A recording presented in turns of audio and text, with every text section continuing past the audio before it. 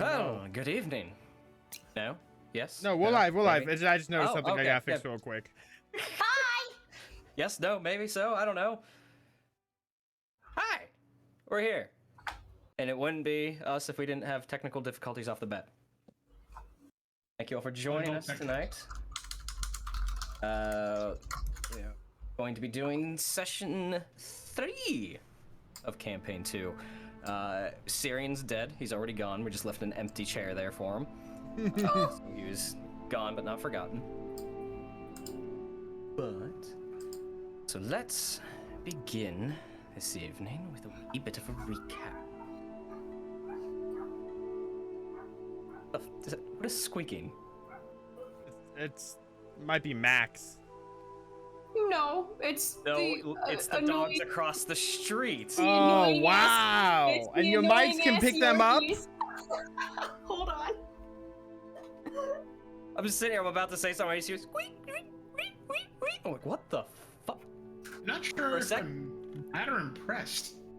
For a second, I thought it was Lindsay because she was bouncing, and I thought it was what she was standing on. But oh, my balance board. Yeah, initially I thought it was that because you were bouncing as I was hearing it. But nope, it was the demon Yorkies across the street. That's redundant. These are demons. Alright, so last week, the initial group that was Cirion, Locke, and Malvhor began another day in Osgiliath. Another sun rose and another boring initial day of whatever they sought to do in the city. Malvhor and Cirion spoke with the second-in-command of the garrison in Osgiliath, Lieutenant Acarian, seeming to try to get more information on what had happened the night before with the ambush out in Athelion, and Acarian didn't seem too keen on giving any more information if he had any. Locke, on the other hand, went to the Houses of Healing to, one, collect what he was owed from the task that Mana Ame sent him on, and to see if any more news had transpired. All the while, Cirion and Malvhor eventually arrived there, and they all found out that one of the survivors at the time had passed in the night. One who had taken a stomach wound from the ambush. They did what they could, but unfortunately he had died. The other, with a leg wound, was stable, but was still unconscious. Seemingly no threads to follow or leads to act on, the three of them opted to head back out into the forest and investigate the original site. While heading out that way, they ran into a stranger, in both terms of stranger to the land and the city, and just new to them, Lindsay's character, Fig.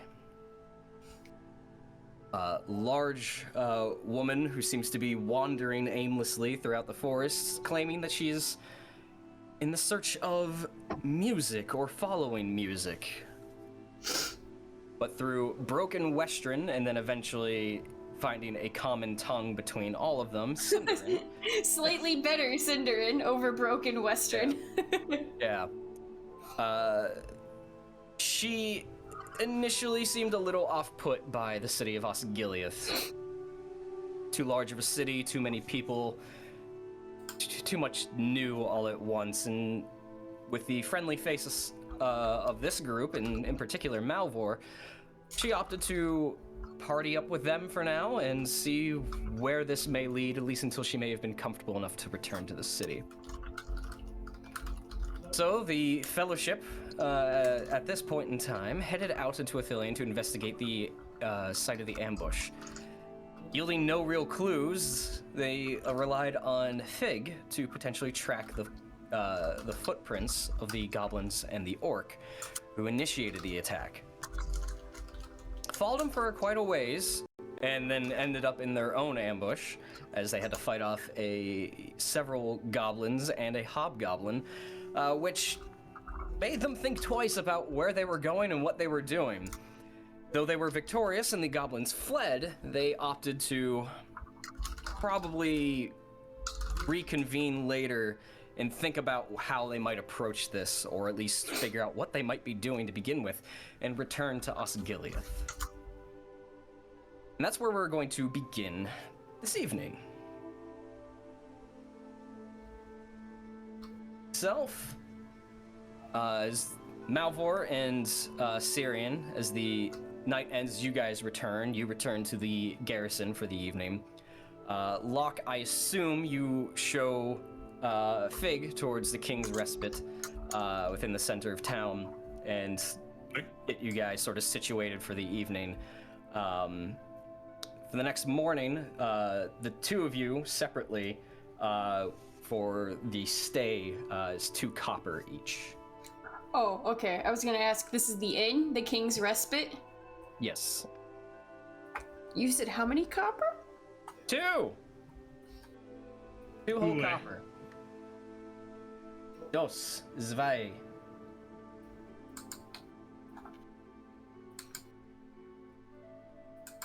Fig will just hold out another silver coin like she's done previously in the day twice and just go, will this help? That will cover many days. It certainly would. Would you like to stay in adventure multiple nights, or would you like change?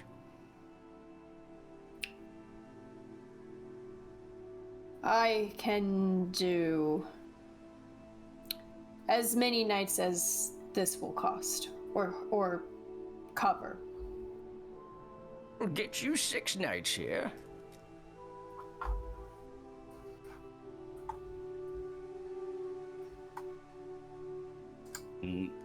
Locke, assuming you give a silver as well, you would get 10 copper back. I mean, I assume at this point I'm probably just anteing back up, considering I basically paying sort up the of 6 nights. Fluctuates, sure. Yeah. Until you find a better living situation or what have you. This is currently the situation in Osgiliath for you. Is what it is. But with that, we'll begin with the 2 of you. The city is yours.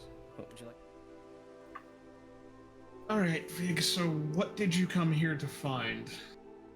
Our little adventure didn't exactly go the greatest, but... I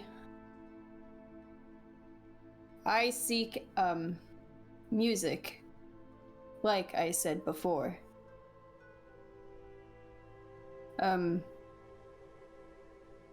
Sounding like a harp. Well, would I know any place, if anything, really exists in Osgiliath as it is in this stage? Be like a housing of the arts, other than the healing houses? In the time you've been here, it hasn't really been a forefront in Osgiliath at the moment. So there's no theater, there's no orchestra. There may be a wandering like bard or two, but there's no steady source of anything like that. I can tell you, if nothing else, it's not the bard that resides here.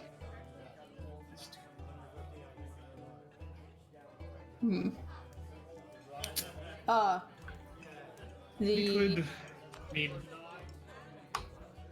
it's like the Houses of Healing is as good a place to start as any. Oh. It has more work as well. Okay. The others also mentioned, she's gonna, like, take a small whiff of herself. Yes, the baths. Bathhouse. Thought we chose to do that before we rested for the night at the end of the session.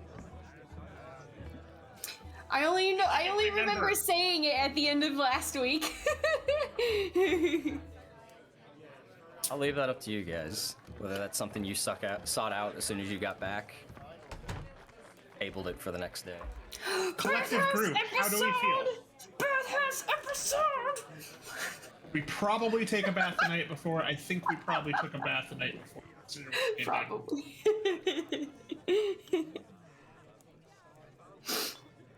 Doesn't matter to me. That's fine. Asking the other 2 players as well. Yeah, I mean, it's easy enough to say we did. Yeah. No reason, no reason we can't go back. She's still got like 5 more layers of stink to get through. I was just about to say, so now we're down from a 12 to an actual 8.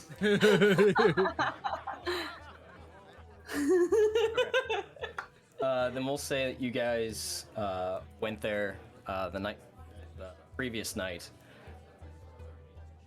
Met a sort of larger, heavyset individual. You're not entirely sure if it was the proprietor. For most of you, probably don't usually partake in the public bathhouses.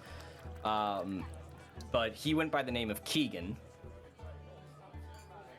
And all in all, it probably ran you each 6 copper. Oh goody, more silver for Fig to give away. That is my 1 day's worth of patrol.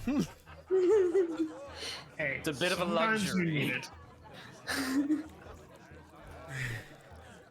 I will Treat make yourself. sure that you got your change back for this one.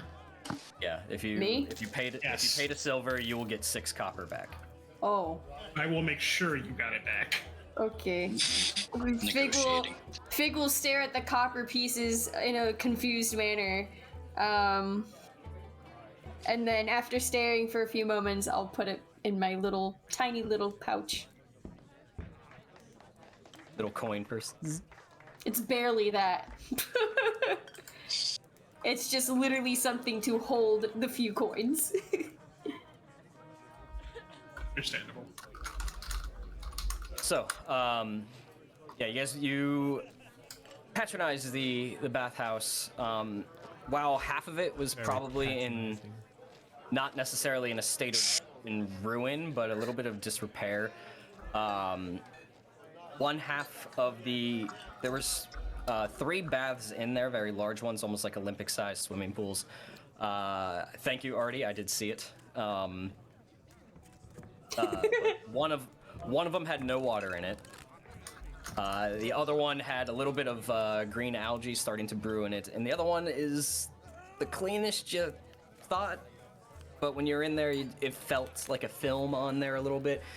It was definitely better than going without it, but it wasn't exactly the best bath you've ever had. Oh. So in Fig's case, I mean, again, not necessarily unheard of from where you've come from. You were in Greenwood for a while.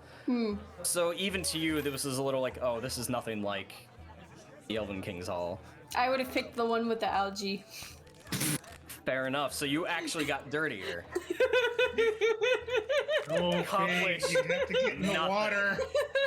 Accomplished absolutely nothing. Lizzie's characters are a little pig pen of the group. She's gonna be walking, there's gonna be a little dust cloud at the bottom of her. She spent 6 copper when she could have literally jumped into the Anduin. Yeah. And come out cleaner by far. Yes. I'd speak as Fig, but I'm too busy laughing. Yay. So that all happened last night. Whether you guys will return another night depends on the Yelp review you leave, I Every suppose. night we go for a bath. You have to bathe every night. Oh. Yes. No. Yeah, no, I'm not blowing that much money every fucking night. Is that... That turns into make a campfire by the river.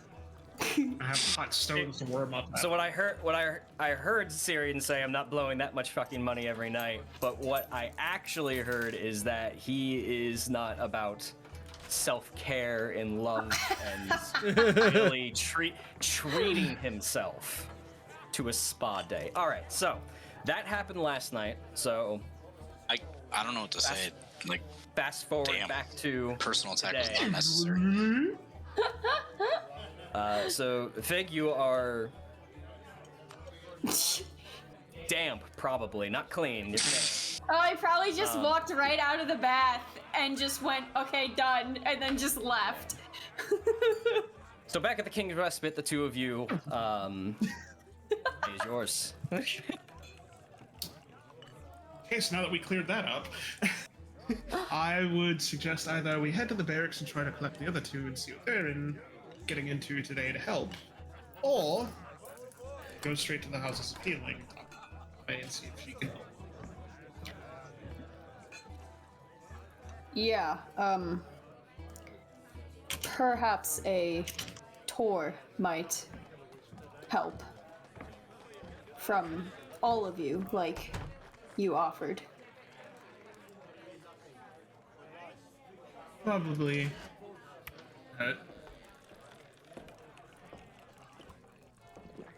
Sorry, my brain is.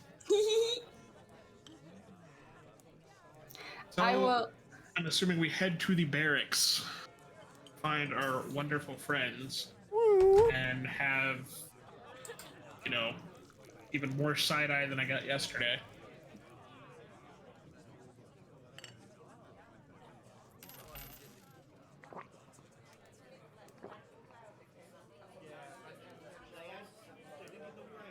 Okay. I thought he was talking to Vig, so I'm sorry. Oh I no, thought that was a conversation. no, It's you're like, good. wow. I apologize. All right, on so me. I was also distracted, so 50-50. He's plotting an ambush. Yeah, he's how to make us fail another journey. You guys could have progressed. Look. You had 3 hit die each. You only used 1. And you only used 1 short rest out of the day. Anyway, so the two of you head out into the day, a little bit overcast, a little cooler in this spring day. Heading out the King's Respite into sort of the, what some semblance of a market square, and head down one of the main roads heading towards the western gate of Osgiliath. Are there as we're heading, what's the city like? Like, how's it looking for, I guess, Fig's perspective?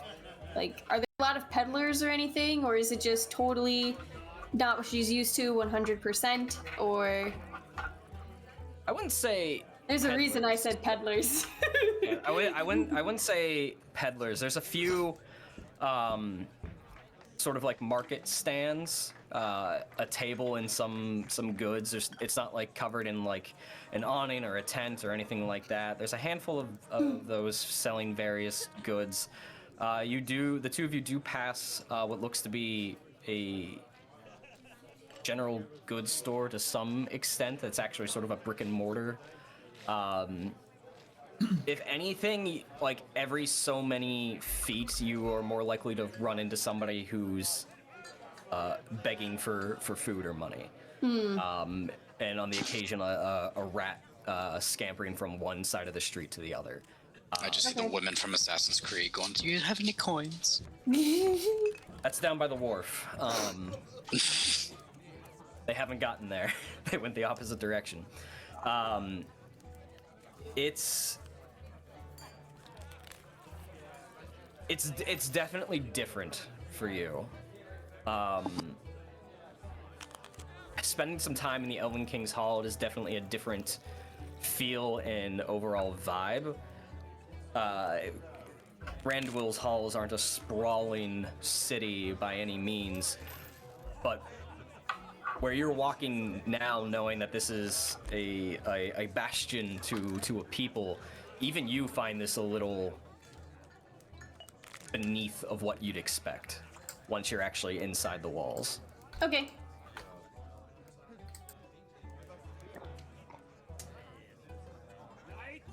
Humble Fish Market. So the two of you continue onward down a few of the winding main street until you get to sort of an interior section, still within the wall, but is also walled off itself and gated. A little bit more of light stone wall, nothing like it's actually surrounding the city.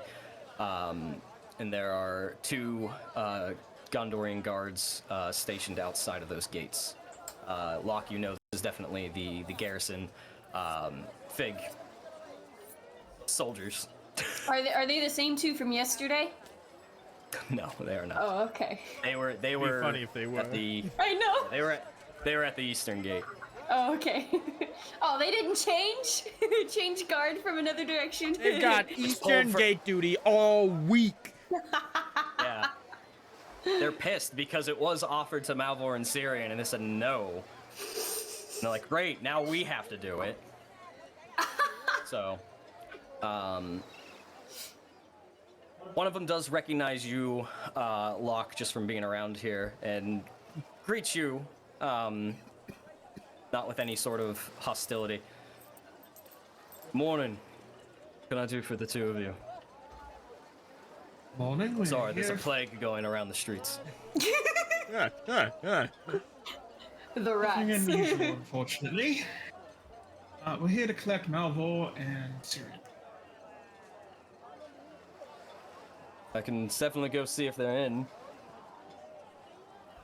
Would be What business do appreciated. you have with them? Not that it matters. They're not even our soldiers. More of a curiosity question, really. Aren't we all? Just continuation of a bit of investigation that we began yesterday. To take this well. one on a tour of the city. Sure, that sounds invigorating. As he turns and walks into the, opens the gate and turns back to you. The two of you can follow me. Thank you. Follow They him. lead you through sort of like the main courtyard area of the barracks. And the two of you see immediately to your right a bit of like a long freestanding structure made of mostly wood and a couple of windows, and they lead you past that into a smaller, almost cabin-sized sort of building. Leads you over to there and opens the door, and Malvhor and Cirion, as the two of you are getting ready for your day, on the door swings open and light sort of illuminates the inside, and you see one of the Gondorian guards leading in Locke and Fig. I think we got a couple of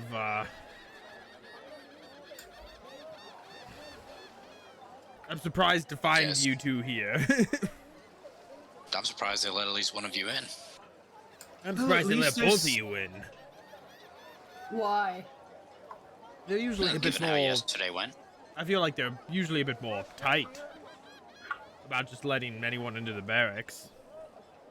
Well, it is you, and they figure if I'm not going to rob the coffin, who? Locke, you'll keep me going for a long while still. 'Tis my job, Gramps. 'Tis my job. Yeah, you two make a cute couple. I want to I- talk.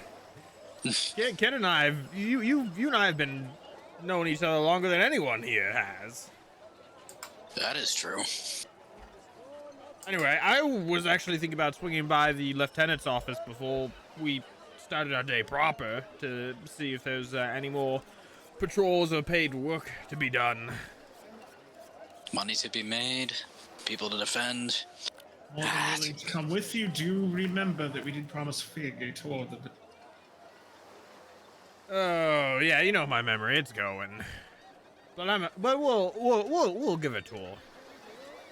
I don't know. Draw, you are the eldest, the brightest. I don't think I'm the eldest. Oh, you're old enough to probably, you were here when the city was built. Kids got jokes. Before you take 4 psychic damage. And I'm dead.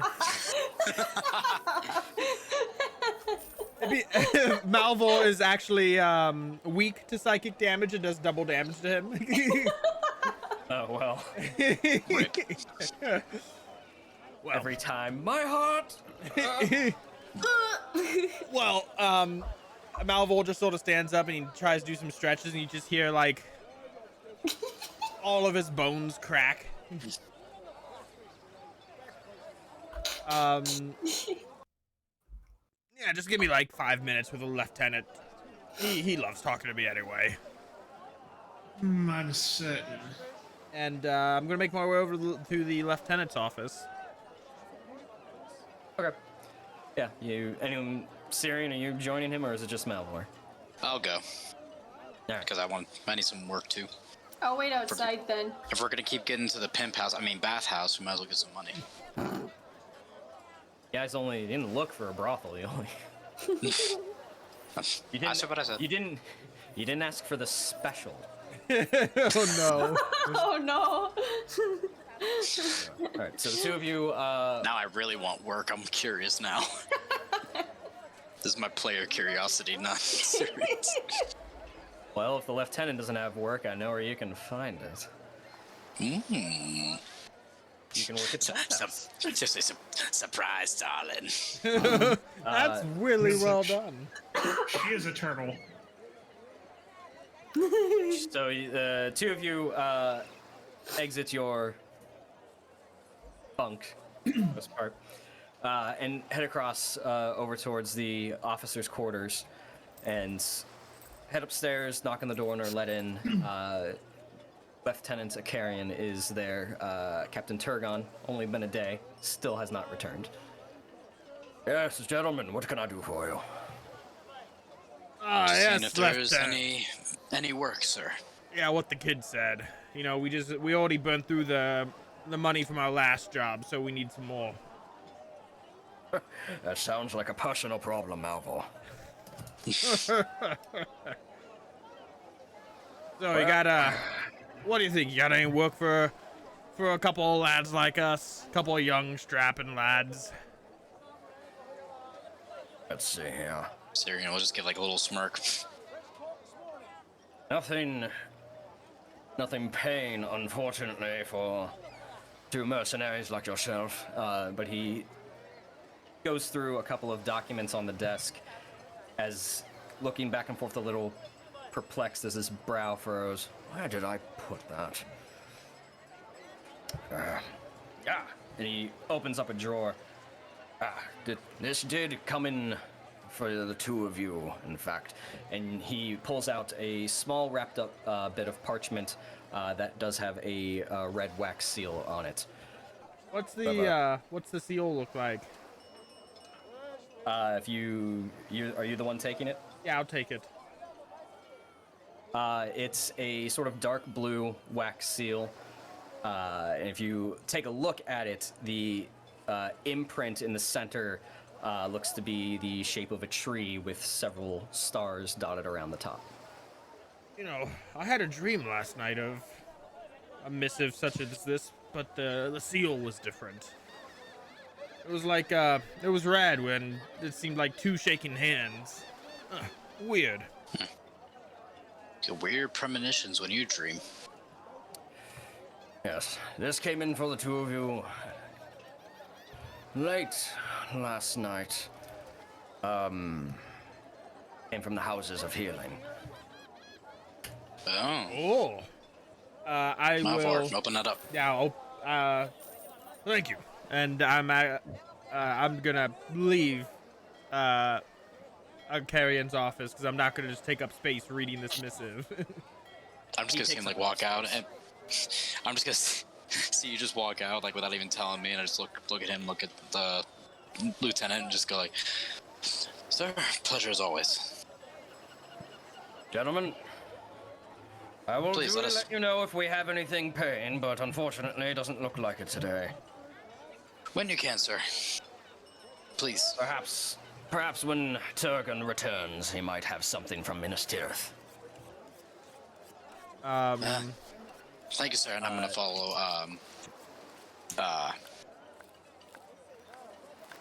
Man, I forgot your character. I totally blanked on your character's name for a second. Malvhor. I almost said Halvor. I'm gonna follow Malvhor out. The two of you do, as soon as you get your hands on the parchment and look at the seal, the two of you immediately recognize it as the seal of the king. Oh! This is a big deal. I told you, kid, someday we'd get to meet the king. What'd I tell you? Yes. You say a lot of things. You also say that we're gonna go see the elves and have a grand old time.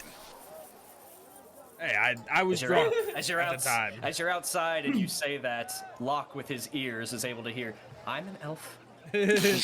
I'm going to. Do I hear him say that? I don't know. I put that in his mouth, so it's whether or not he Accurate, actually wants to say it. Accurate though. I am an elf. Malvhor doesn't hear it. He's old. He may be a mummy, but I am indeed an elf. I meant the elves. Go to Rivendell. Malvor's going to break the seal and open up the parchment. I'll kind of be like peering over his shoulder like a curious kid reading over their parents' shoulder. Be like, Yeah, you open it up and unfurl the parchment as it tries to hold its shape, and you flatten it out. And there's not a whole lot in it. There's a brief message that just says, to those that intervened the other night, I wish to express my sincere thanks. Please return to the houses of healing at your behest. well, we did say we would give Vig a tour. We did, So but that way- honestly, This is important. I keep fucking up my voice, but honestly, kid, I think we should swing by the House of Healing first. If that individual's woken up, this might be our only time to talk to them. I agree. Field trip? Well, let's go grab the others. It's kind of Locke's All right. stomping ground anyway. He helped us. He did. I wasn't saying we're gonna leave our companions. We'll So- walk back. I would assume probably Locke and Fig are just loitering by the front gate. I would be looking around, potentially watching any rats if they're nearby, and if you take too long, I'll probably start meandering in any direction to look around. And I'll assume do we'll just my come best out. to keep you around. No. I wanna see Locke make one of those leashes that you make for toddlers and it's just holding on to Vig as she's just going around, running around. Okay, I can't be the butt of it. I can't be the source of every joke in this party. I didn't say you were. You can and you Give it will. time.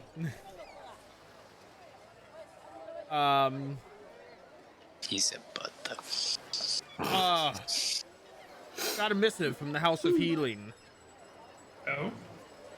It's a little vague, but I believe the individual we rescued is awake and is asking for our presence. Fig, would you be willing to start with this? Delay your tour slightly. Sure. I mean, this would admittedly be part of the tour, but It's fine. If Have you seen If the? Have you been to the? You haven't been to the House of Healing yet, have you, Killer? no. Well, yeah, it's a part of the toll then. I just came here yesterday. You know, my memory gets a little foggy. I don't remember what I ate yesterday, let alone everything we did. So, to the House of Healing then. no worries. I remember exactly what you did yesterday. I don't like the sound of that. It's vaguely threatening. Weren't you the scout? I was the hunter. Okay, never mind. Oh no, you actually did well. Sorry. Cirion was the scout. I got a natural 20 on my hunting. Four of you head out from the barracks and head back to the other side. Going through the market square that the two of you started out with this morning and heading over one of the main bridges that stretches across the Anduin and into the east side of Osgiliath. Fig, It was a little bit hard to see in the night, but now that you are heading back to this side, you do see several what look to be like tower ruins, sort of in the center of the river. It was a little bit hard to see in the middle of the night previously, and the tower itself is still mostly standing. It does look like the dome itself has fallen off and collapsed into the water a little bit at an angle. One of the main fun things you see on your way back. I'll point at it, and I'll just say out loud, I'm having a hard time getting into the voice too, because my throat keeps getting scratchy. What happened here? Oh, you talking about the civil war we had a little while ago? I assume I know nothing about that. Make a history check. Okay. First roll of the night. It's a 0. It's a 10. I was gonna say that's well, no, it is possible if you have a -1. 10. It's a little far out. It's not recent history, and you're not too well versed in the region, so you don't know anything about it. Yeah, but I mean, I know about it, right? Yeah, you know pretty much like the high points of the war. Yeah. And now just, I'll regale what I know. Using what I know, I'll concoct a probably mostly false story of a specific battle that happened during the Civil War. And safe to say, I probably know even more than he does, given age. Give me a history check. All right. See if I can do better than Lindsay if I roll 2. Oh! Just kidding. Nice. 20. I wouldn't say you know more. You have been around longer, but that just makes Kinstrife that much more of a blip than it was like a big deal to you. And you weren't in the area at the time of its happening, but there is a few times in the recounting of his story you're going, no, I don't think that's right. But the main high point that sparked the conversation with Fig noticing the tower ruins, you know, when during Kinstrife, Osgiliath was sacked, which caused most of the damage here. But the building in particular here was called the Dome of Stars. I share that bit. Yeah.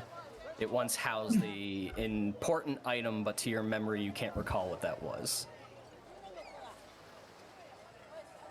And then the thieves absconded into the night with their newfound loot, leaving their brothers dead in their wake.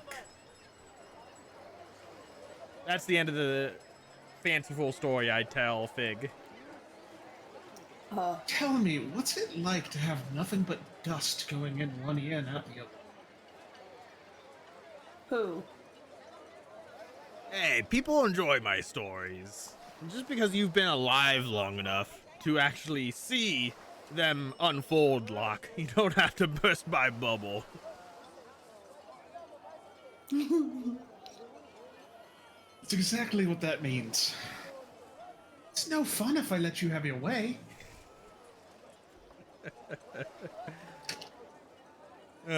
She's new to the region. I can't have her going around thinking that your stories are historical fact.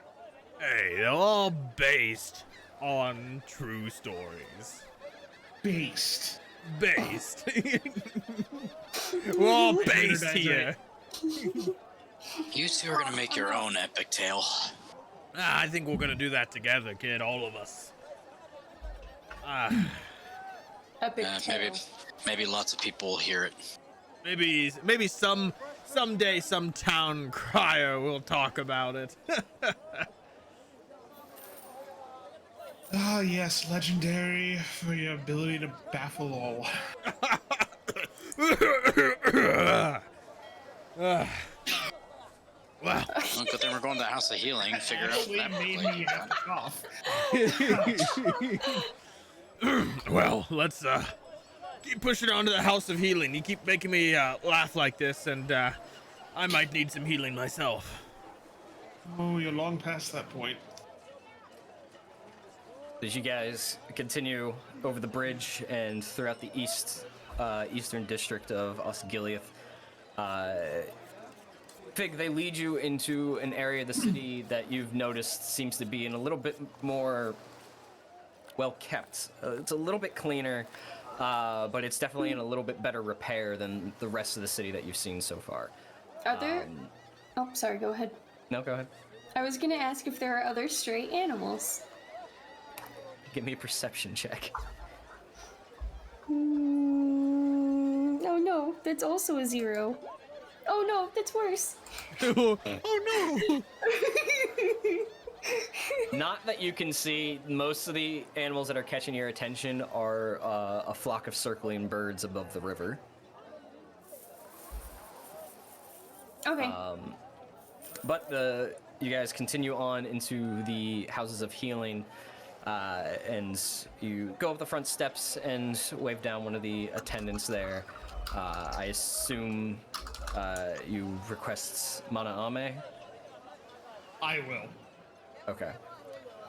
They lead you to her, back down towards her office.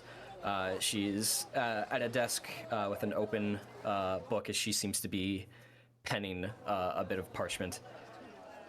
My Gavanin, everyone. Good morning. I take it you have received a particular missive that has originated from our establishment here. Indeed, in fancy talk, if you mean this, I'm gonna point to the note that Malvhor's holding and be like, yes, we did. Yes, we did. Indeed. Wasn't sure if the three of you were still in city, but I told them where they could at least find 2 of you for the most part. Well, if you would follow me, I will definitely lead you to them. Oh, so they're all still here. Good. They are indeed. She gets up from her desk, pushes in the chair, closes the book, turns and walks past you all out into the hallway, and she gestures the 4 follow her. He leads you down towards the right, and then up some stairs to the 2nd floor, and down. Once you hit to the next landing, go down about 2 doors on your left. There is a closed wooden door. She stops outside of it and gestures towards it. They're in there. They should be expecting you. If you have any need of me, then you know where to find me. Treated as always. Does a slight head bow and then turns to head back down the stairs. Yeah, I'll enter. If no one else enters first, if no one shoves their way in front of the old man, I'll go in first. I'll just walk right beside you. Just kind of like, I assume we just kind of like look at each other and then just look forward. We both try to go through the door at the same time, and we just our shoulders bump into each other. Yeah, and then I'll just grab you by both shoulders and just put you in front, and then just slowly like guide you in. Oh yes, kid. Help Grandpa get into the room. I can barely walk, you know. Does it count if he's calling himself old for the counter? Oh no, it's specifically Locke, right? Like, yeah, it's specifically Locke, because we made a point that Locke's gonna try and just constantly do something different. I didn't have time to get my D100 set up. Oh. No inspiration for you today. Yeah, so you guys open the door inwards, bump into each other, shift around. Malvhor, you walk in first. It's a small room, maybe 8 by 8 foot. It's really meant for like a bed and maybe a desk. It's just for like a sort of outpatient, really. But there is a small window on the opposite end that's probably about that wide. No glass pane or anything. It's just open, sort of like almost like an arrow slit. And you see an individual, tall individual, as you recall when you initially brought them in, who's around 6'6", is looking out the window, dressed in what they were before, sort of like navy blues, very bit finer materials. Hair is slicked back. Their skin is almost like a pasty white, and they're a very lanky individual, not much fat or muscle on them to begin with. And you do see in their left hand, as they're sort of like leaning to one side, they are gripping a cane that they're using to support themselves currently. And as you turn, or as you make your way in, and he hears a little bit of the cacophony as the two of you bump into each other, he turns around and shifts and faces all of you as you slowly make your way in. Ah, good morning. I trust you got my message then. Indeed. Indeed we did. We found you in quite a precarious situation, and frankly, I'm glad to Indeed. see you're feeling better. Frankly, I'm glad so myself, and I am lucky that the two of you, all four of you? 3 of us. 3 of us originally. Nevertheless, the three of you were in the right place at the right time. Shame we couldn't be there quicker. Tell me, we don't even know your name. What can we call you, friend? Ah, where are my manners? My name is Rador. I am an advisor to the king, and bear several unofficial titles. A few that I'm quite fond of, historian and archaeologist. Ah, Indeed. Pleasure to meet you, Rador. My name is Cirion. advisor to the king. Mine, Cirion. Aye, indeed. The name's Malvhor. Malvhor, as he May you forget shifts it, the the cane happier in- you would be. as he shifts the cane in front of him, as he grips it with two hands and sort of leans forward. Cirion, Malvhor, and Locke. you, my firstborn friend. Bow slightly. They call me Locke. Locke. Excellent. And you, miss. I'm like standing at the back of the door with, or in the back of the room toward the door with my arms crossed. I'll look around, hesitantly give a small nod and go, Fig. Big, strong name. Actually going to... It's less ominous if there's no like motion of me rolling a die and the sound behind it. Ominous. As he bows a little bit towards you, I'm not mistaken. You're from. Sorry, before, like, were you gonna say strong? Big, like you were, like, wondering what the word is? No. I you was were. going to say something, but I was going to let him finish first. Yeah, Okay, sorry, sorry. He's finishing his original thought after he Yeah. says strong name. Strong name. He sort of bows and narrows his eyes a little bit and cocks his head. If I'm not mistaken, you're from the north, are you not? How do you know that? Gosh. Anthropology is another fine hobby of mine. You can determine quite a bit just by facial structure and features, and you have a very strong jawline, and your frame, if you don't mind me saying, as well, also gives way to it. You have quite a few specialties there, Rador. You seem very well read. Mostly just that, more of hobby. I know a little bit about a lot. Understandably so. You said, are we speaking in Westrun? I was just about to say. I think so. He specifically is, so unless Yeah. anyone else is interjected in another language, he is not. No, I'm speaking Western. Okay. Okay. Do you happen to know Cinderin?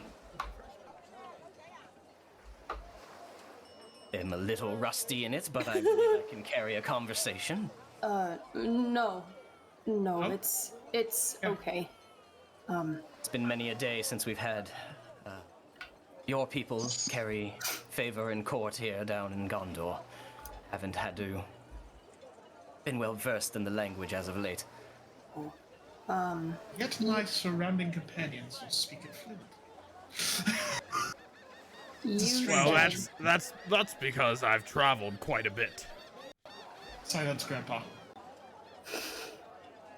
You will respect. Never mind. I am not your elder.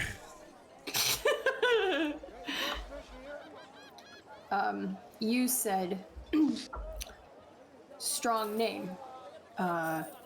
Yes. Do you know what it means?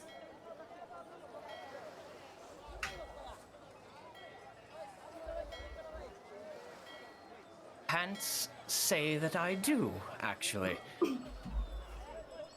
It's a very strong sounding name. I imagine it's short for something. Vigdis. Vigdis. Very,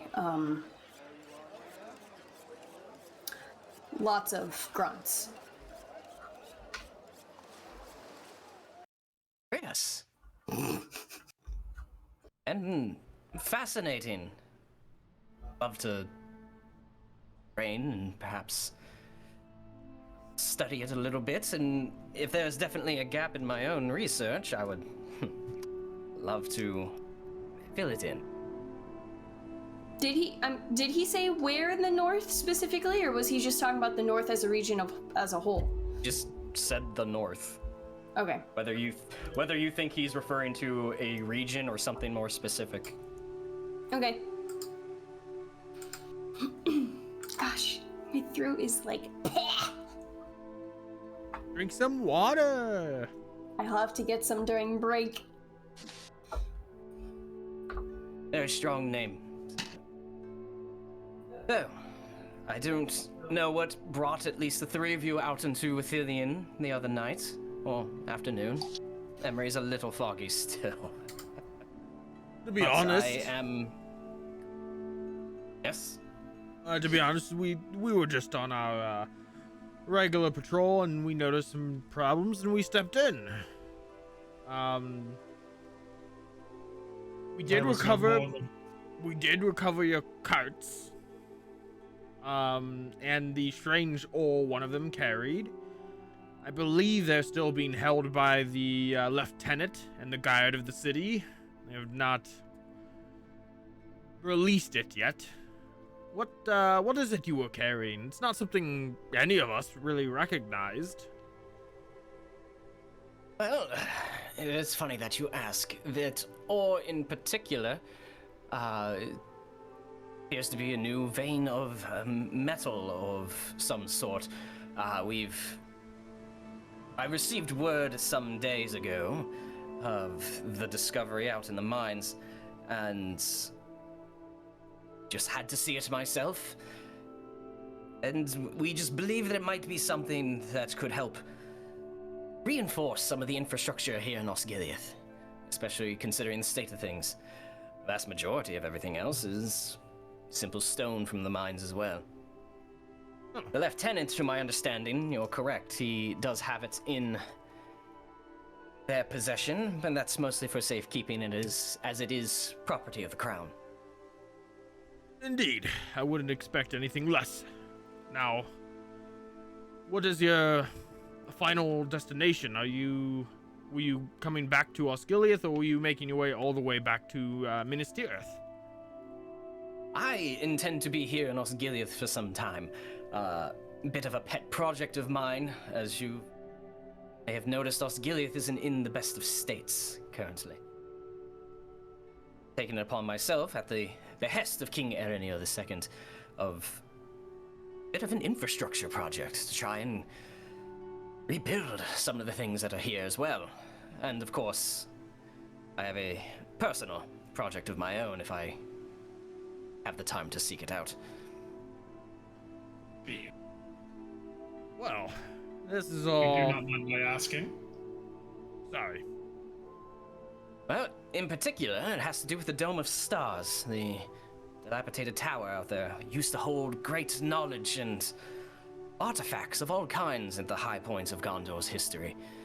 Though during Kinstrife, it was close to being destroyed.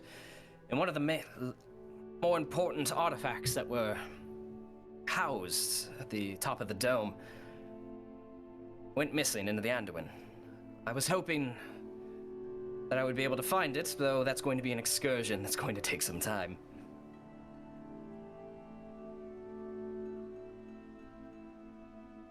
May be willing to assist you with that as time. Yeah, I was just gonna say, everyone you were traveling with, unfortunately, has died. Yes. I can't speak for Locke or Fig in this matter, but the kid and I here, we sort of work out of Osgiliath on a mercenary basis. We've both served our time in the Guard and the Gondorian military, and now we apply our skills to people who need it.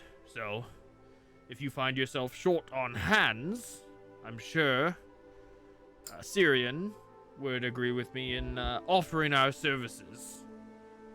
You said the two of you were once part of the Guard. Indeed. Once upon a time.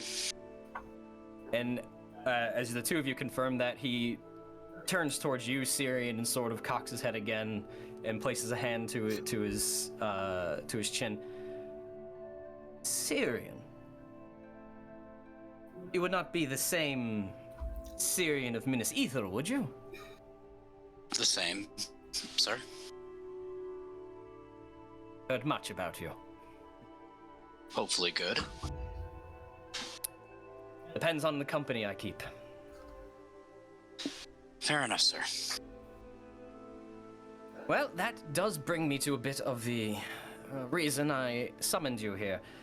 While it was mostly to extend my sincere thank you for saving my life and being right place at the right time. While you say the people I was traveling with are all dead, well, for the most part that is true. That was not the entire excavation party. It was merely a group returning from the mines to further study the ore to see if it could be smelted or refined in a manner for reinforcing infrastructure. In fact, Reinhold probably has his hands on it now to look into. But several were left behind in the mines. The goblin attack that came on us now has me wondering if they are also in danger. So it sounds like you need some people to go and check things out and make sure they're not in danger, and if they are, to resolve the danger. Indeed. Mostly just to check in on them, make sure they're all right, and if there's anything else going on out there. Everything was fine when we left, but that close to Osgiliath being attacked, makes me wonder where they followed us from. They were a little bold to be attacking this close. We did try to do our own expedition to see if we could find any more information while you were unconscious, and we were ambushed ourselves, and we did successfully fend them off. However, we decided to return back to town and regroup before we tried anything. We didn't have any idea where we were going. We were just sort of trying to follow tracks and follow any sort of lead that we could. But with you awake, Stand.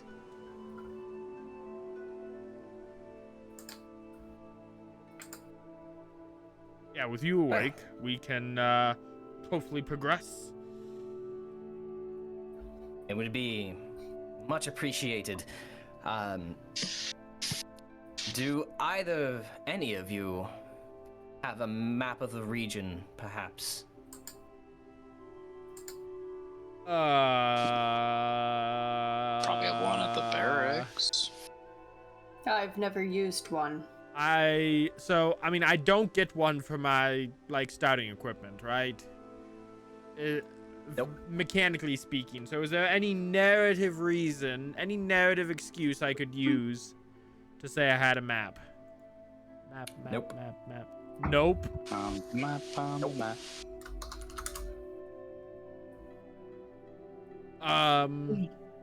Alas, a document of the topography of the area is a bit of a luxury that not many. I think it is much. They are not exactly readily available, and I'd be quite perplexed if any of you actually did. No offense in your stature. It does not strike me as something that you would be carrying. No. But with that, I will merely have to point you in the right direction. As long as you can provide landmarks, I'm sure. I can certainly do my best. I'm interested, admittedly, in this ore. I'm a craftsman of sorts.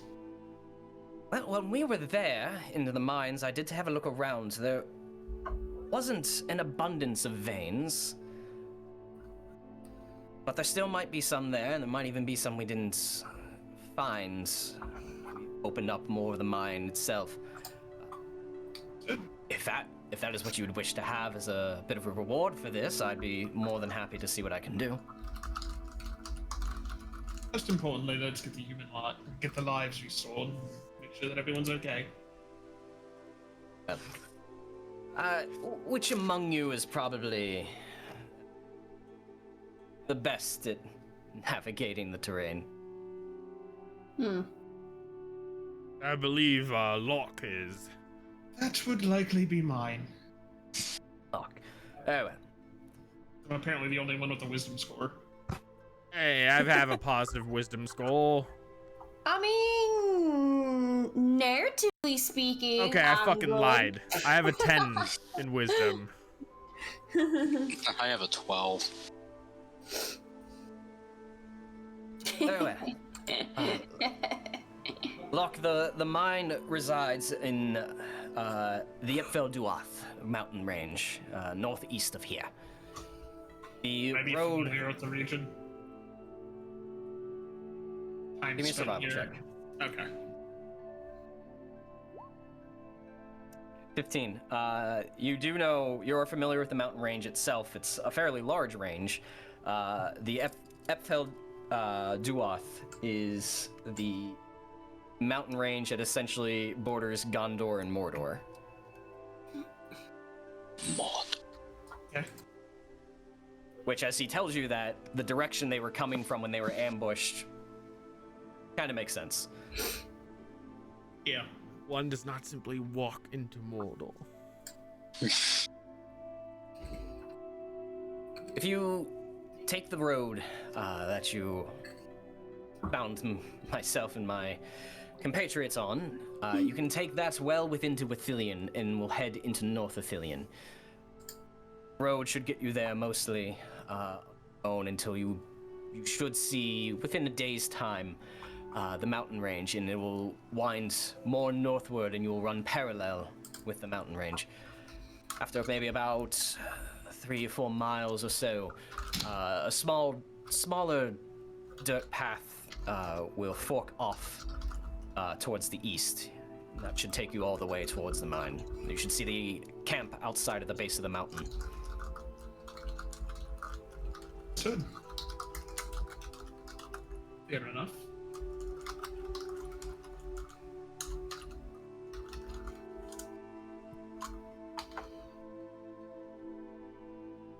Good enough. Lindsay, you have indeed. a D4 for your next roll. Oh, Well, thank Your you. inspiration. Die. perhaps we should leave Rattle here to rest up. You've had quite a traumatizing experience, and we could begin the journey to the mine. Well, I appreciate your concern. I haven't moved in roughly a day and a half. I'm a bit stiff, and I'm eager to walk about my own city. But upon your return, if I'm not in the Houses of Healing, I'm sure Manaome might tell you where I'm at. Worst case, commander at the garrison should found in the old remnants of the House of the King that's just north of the garrison. Very well. We will find you upon our return, and hopefully we will bear good news. Excellent. I look forward to it.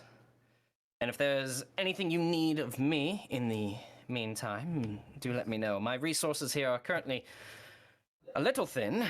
This project of mine is a little on the lower priority list for the king these days, but I will help in any way I can.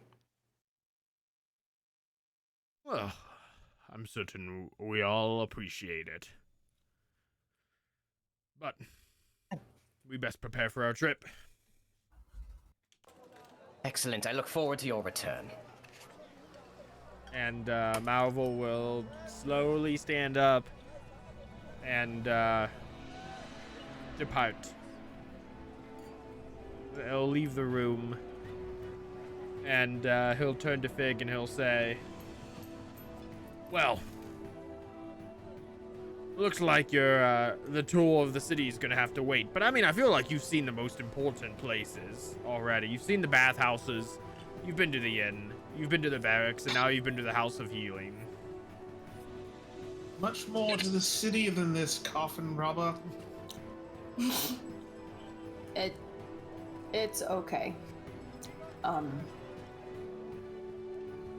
What would like to talk to Manaame before. Oh, Is it Very good. a private discussion, or do you want us all present? All present. Very well. Aw. Nick. Sirius just gonna go, aw, he likes us. who? Manaame, the other elfin woman that directed us this way. Manaame.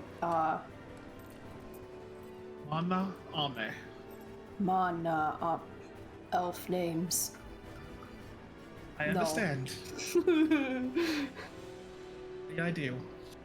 I don't know why that was funny. Elf names, no. I have a friend with an elf name I hate too. That guy.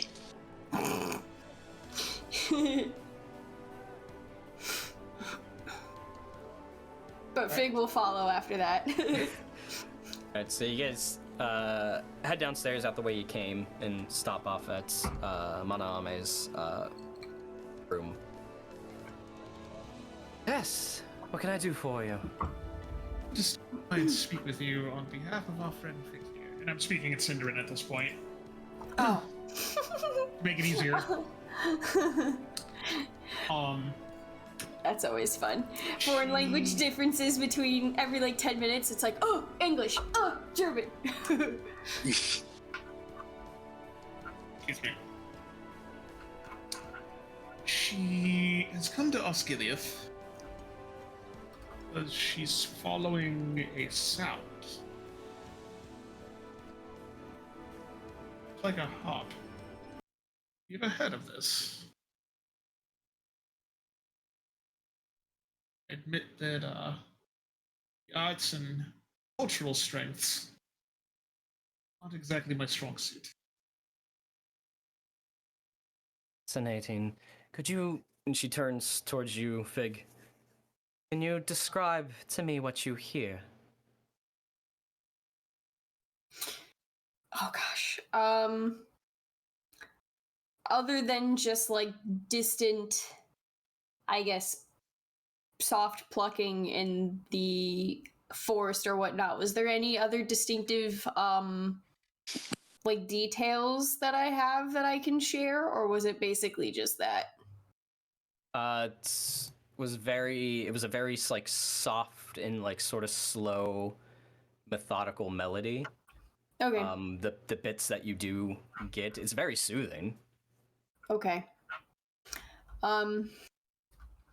Okay, yeah, and I will in partially broken Cinderin, start to slowly describe that. I'll say it is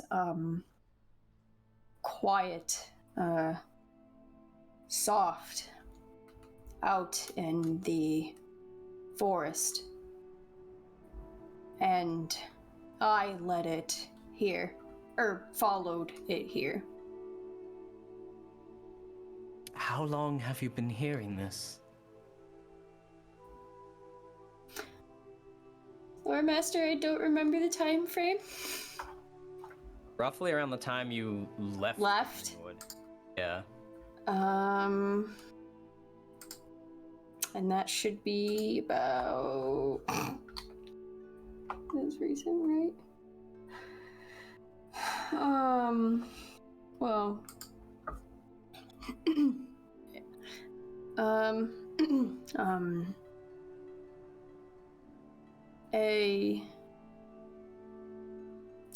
Since I left home, from Elven King's Hall, a while ago. I don't really keep track of time. Understandable. Understandable, dear. Couldn't contain that giggle. You spent some time among... She gestures towards Locke, our kin in the Greenwood.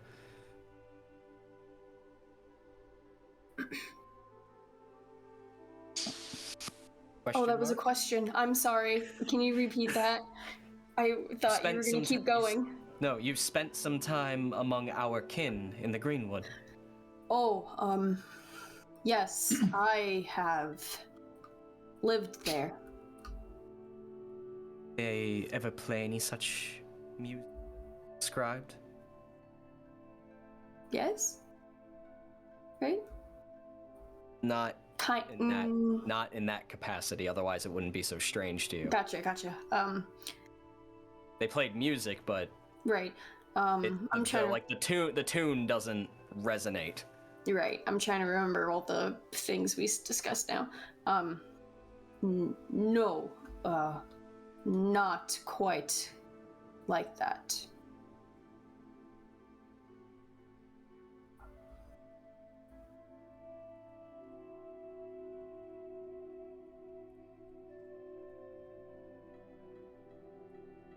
How often would you say you hear this? Only when you're out wandering the wilds, or just arrived in the city? You probably wouldn't have heard it yet, I assume. No, mostly in the wilds. She holds up her hands and slowly moves like towards your face and then stops. May I? May you? Do you trust me, dear? Oh,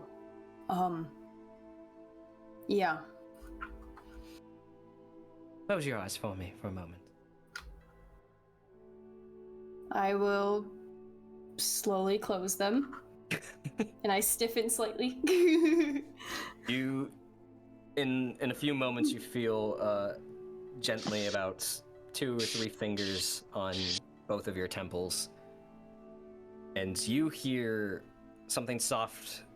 She begins to mutter something in language I don't believe you know. Probably not. I gotta look up your quick. have your languages in front of you. 'Cause Oh, for some reason, roll 20 is taking forever to load character sheets.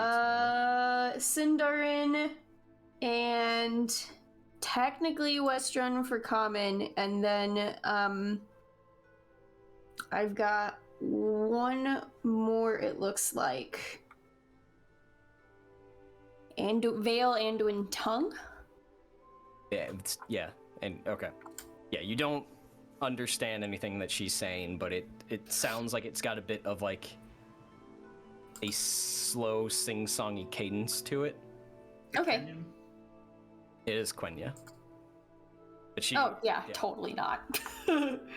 I was trying to be mysterious and ominous. No, I get it. What do you know? I get it. You know this language? I'll do it. I I'm can into see it. That's why I'm asking. it.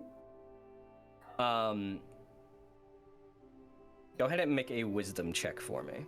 I thought you were gonna say wisdom save, and I was about to start crying. Oh. Wisdom check. Wisdom.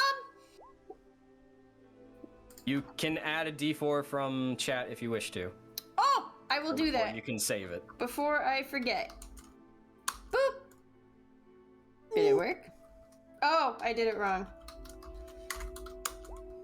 Oh. 14. Oops.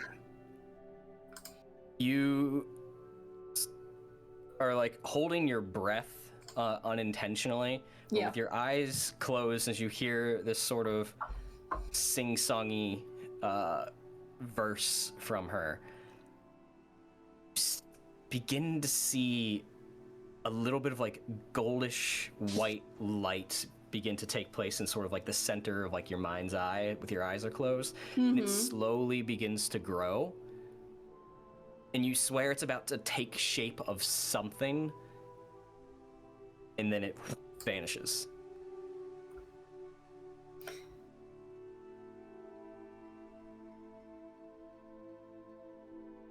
And is locked away in the recesses of your mind. What is? Fortunately, I couldn't glean any more information than you already know. In time, I might be able to. You continue to hear these things, and it's led you this far. Curiosity gets the best of you. I suggest following it. I see.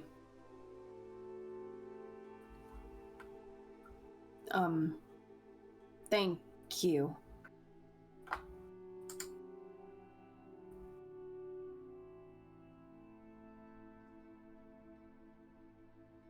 We can always try again.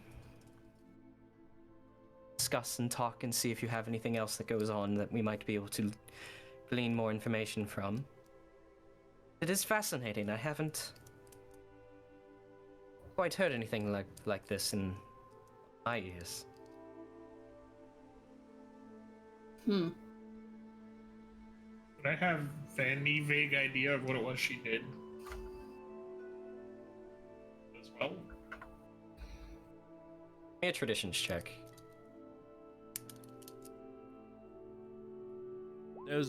Yeah. Nice. Ooh, nice. 23. You're not familiar with the actual practice of what she did or how to do it yourself, but you do know that it is magical in nature. It was almost like an incantation in Quenya to just sort of relax her and try to bring forth whatever might be causing this, or in some potential situations, what might be calling her. Okay. Keep that little tidbit to myself. But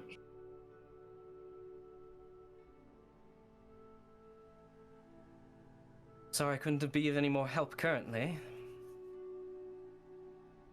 Four of you look like you're in a bit of a mission, a bit of a task, determination in your eyes.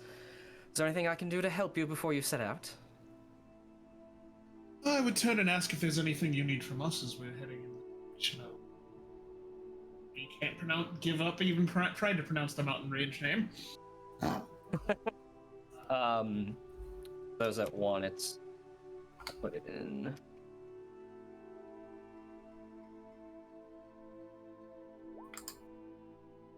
FL Duoff. Oh yes, thank you. You can always ask. Sometimes I forget that things are weird. Yes. Especially in Tolkien. Yeah. Nothing from myself on this day. Appreciate the offer, though.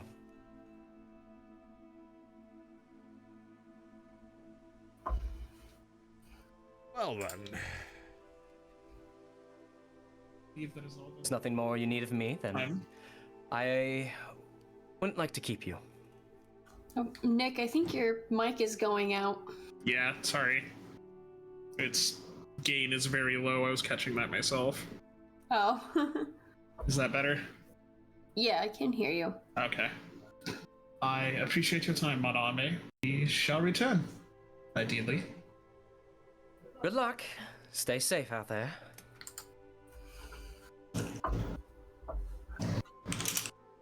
And guess I'll be the one to kick us on our way out. Four of you exit one of the houses of healing and back out into the streets of Osgiliath. What would you like to do? Well, we should probably grab some rations for the road, and then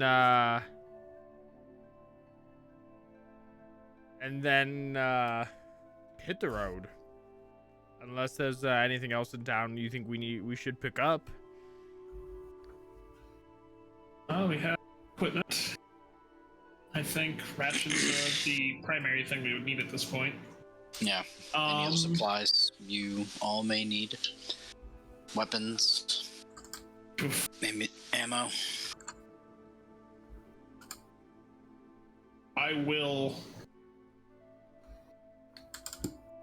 I'm not going to say retroactively. As we stop and think about that, mentioning rations, I actually do go back into the houses of healing to see if they have.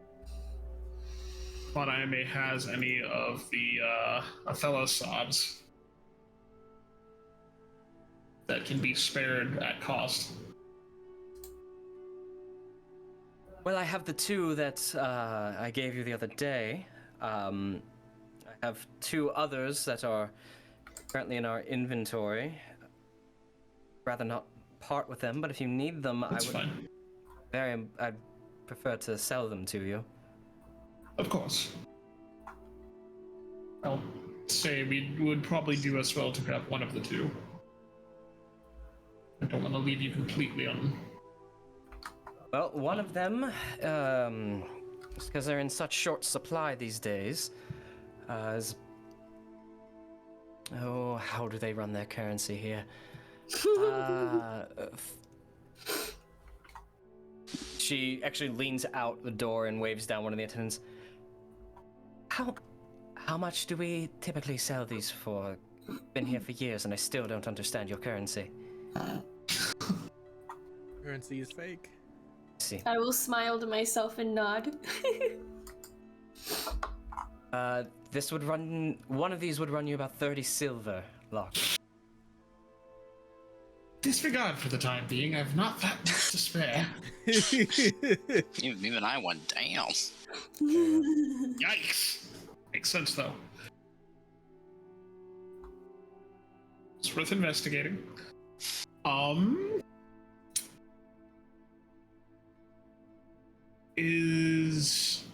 Though I know there's not the time currently, there's something that could be potentially taught to make the ingredients on hand.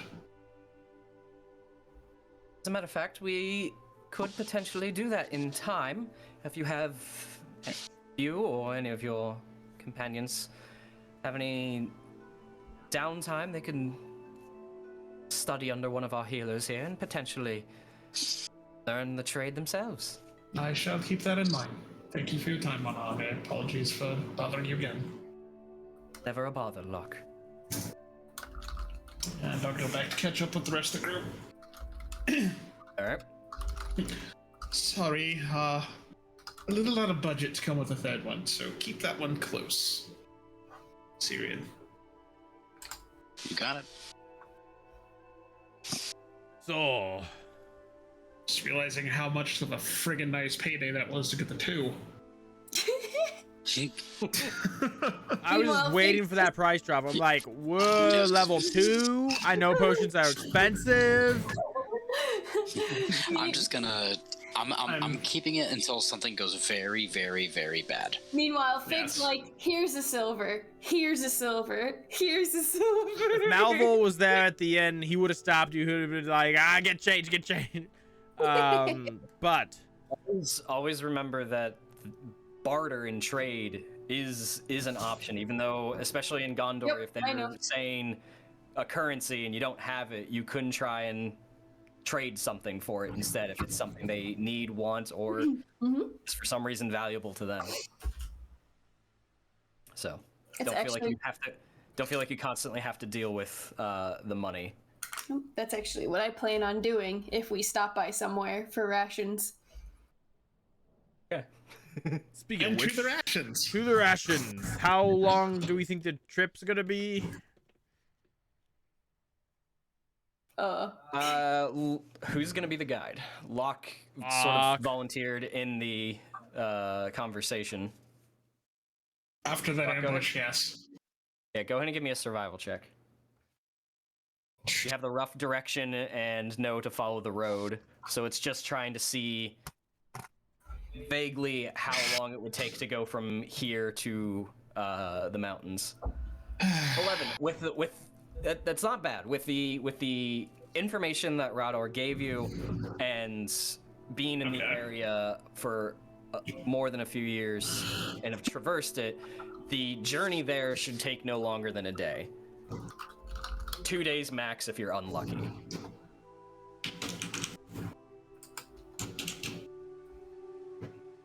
So I'm gonna see what how much money is gonna cost me to get 4 rations.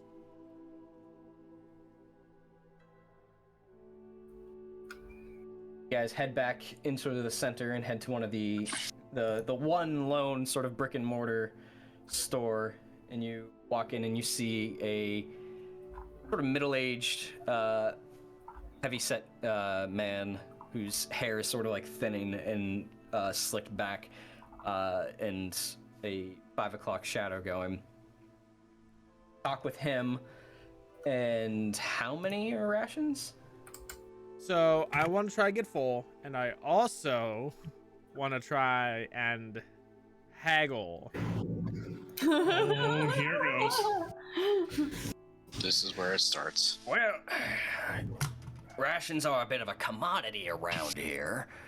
So I do have 4 in stock. They took time to make, you have to understand that. I couldn't part with these possibly without 2 gold. 2 gold. I mean, I should know this man's name, right? Assuming you have been in here before in your time, his name is Terrell. How do you spell that? Thank you.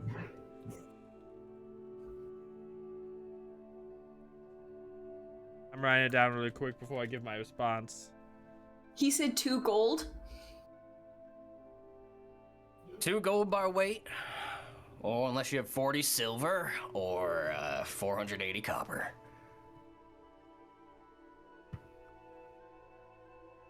Not too many people are out here needing rations, but the ones that do. Wait, so are you telling me you only have 4 rations in total? I've got 6, if you really must know. So you've been holding out on me. Remember? You asked for 4. I did. But there are 4 of us, so. But if you remember, 2 gold sounds like a lot, especially since I do believe you owe me one, Terrell.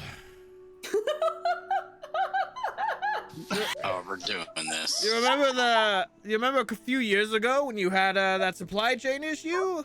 I talked to the captain, and I got you supplies when no one else could. I love it. Oh, if you can't dazzle them with brilliance, baffle them with your bullshit. I love it. Don't tell me you've forgotten already. I mean, I know we're both old. This he's not old. He's like sort of late 30s, 40s. Okay, that changed my response to that. Then I know I'm old, but I remember that. He places his hands on the counter and sort of straightens up and leans back a bit as he sort of like thinks. Go ahead and give me a deception check. I'm not proficient in deception, so let's see how it goes. Oh no! I can't roll, and I'm the face, and I can't roll anything good. Now, sir, I would certainly remember something like that, and to be quite honest, I have a lot of customers, and if somebody helped me out of a pinch like that, I'd certainly remember them.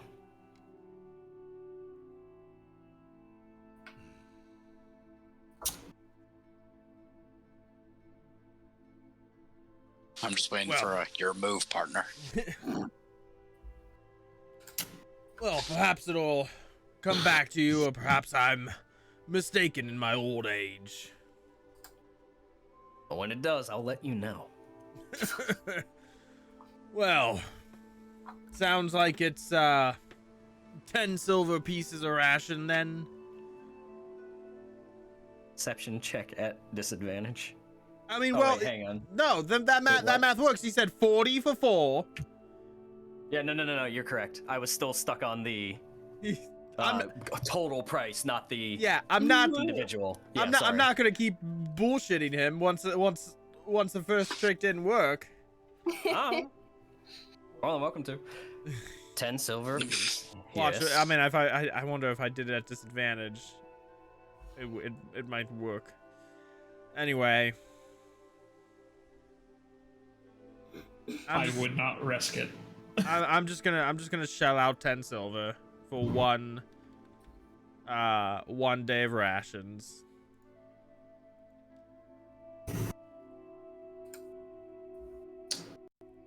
Slides over to you, wrapped in sort of like a tannish beige cloth that feels like sort of like almost like a hard tack. For anyone who's Civil War history knowledge in them, it's not delicious, but it'll work. This makes it that much more disappointing that you paid that much for it. Yeah, it's like a thick cracker. Yes, I know. I did my best, but apparently as a face, I can't roll above a 10 on my charisma checks.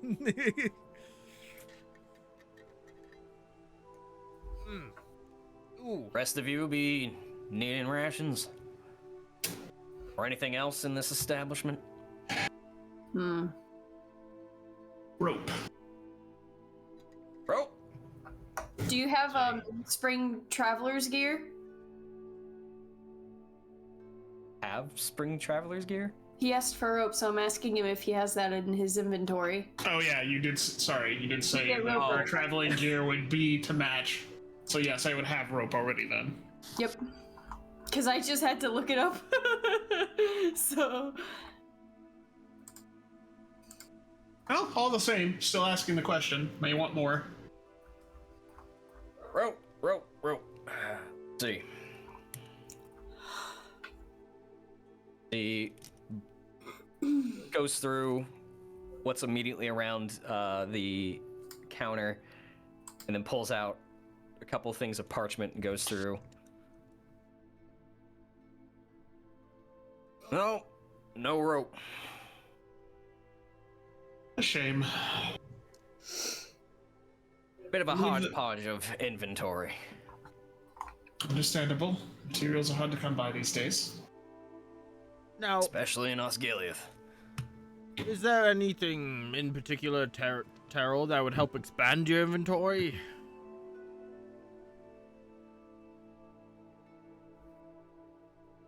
Like a particular item? No, like, is there just no trade? Is there something going wrong? You seen the city. Everything's a hodgepodge. What trade comes down from the river comes up from surrounding cities, specifically Palagir. Any trade from Minas Tirith. We used to get more from Minas Ethel, but that's gone to shit these days. Yeah. Well, if you ever need something done, we tend to make our way around a little bit. Just let us know. Certainly do that. Are there any raw materials in particular that you're needing currently? Other than obviously meat.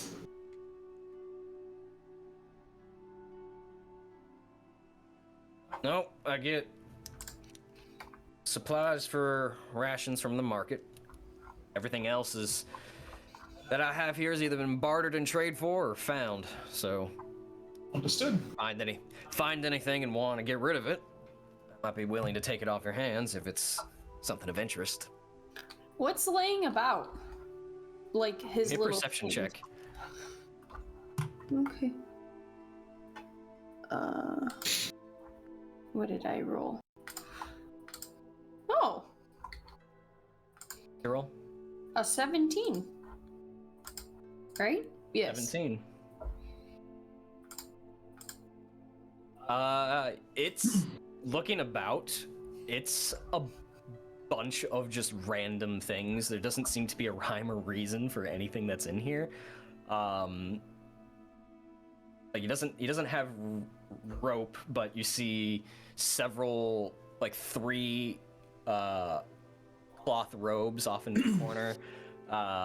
You see a couple of blank pieces of parchment, some musical instruments, even some weapons and some armor laying about, but it's all just random stuff. Okay. Very, very thrift store, flea market kind of vibe going on here. Gondor's Pawn Rogers shop. Flea Or Market. probably more pawn shop than anything. And you said the ration that Malvhor got was like a Like a hard Like a tack, like a cracker? really thick.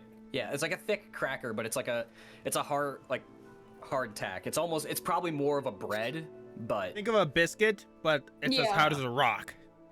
Okay, I'm just trying to Yeah, like determine how. chisel it out. Yeah, I'm just trying to determine right now Fig's perspective of it.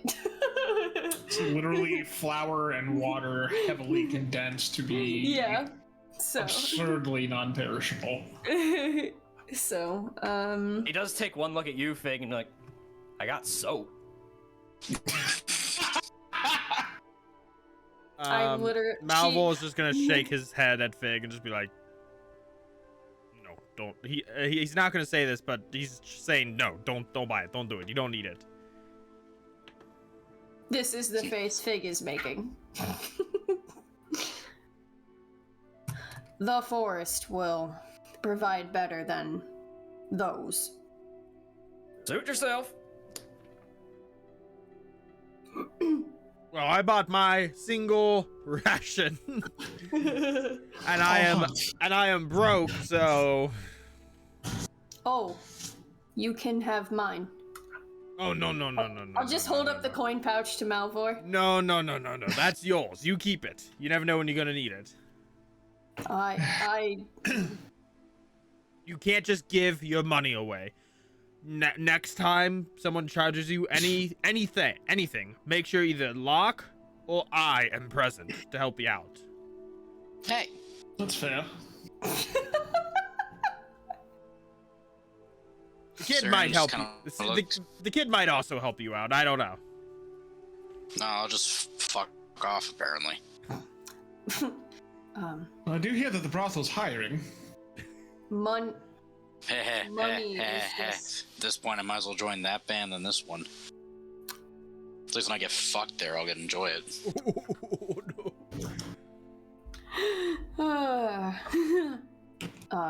money is just not where I come from. I don't see a need for it. It'd be, might be a better world if there was, less greed and less money all around, but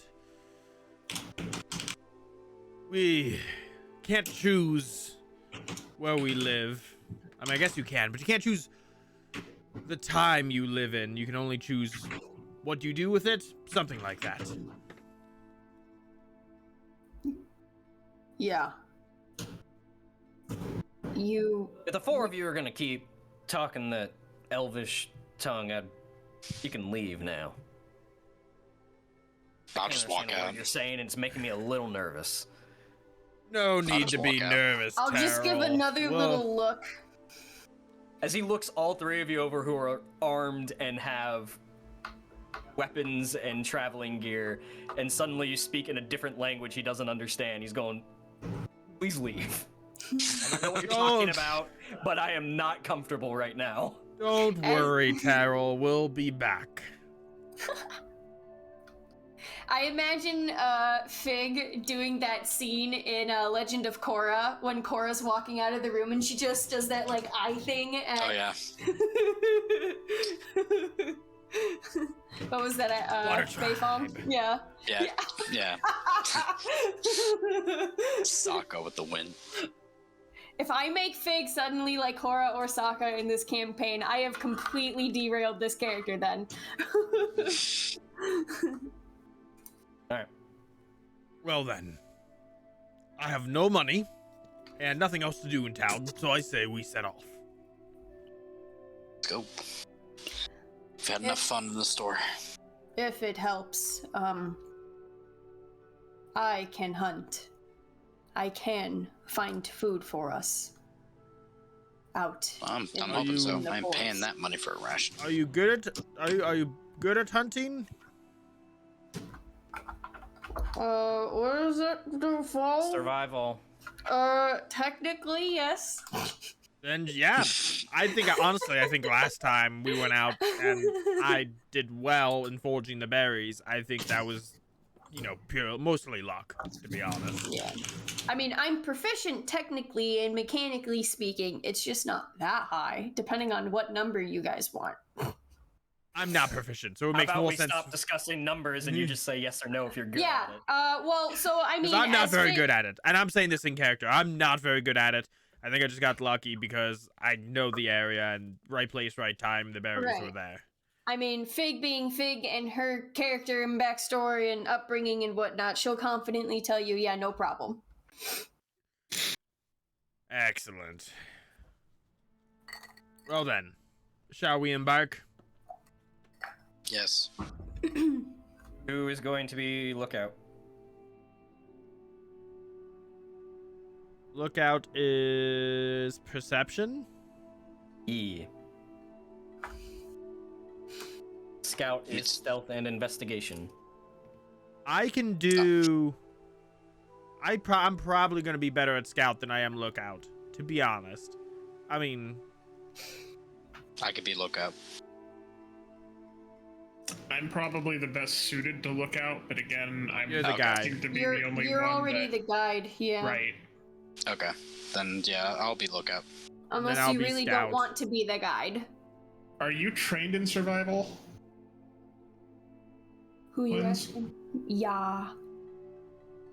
Because that's an untrained for me, so I have 3.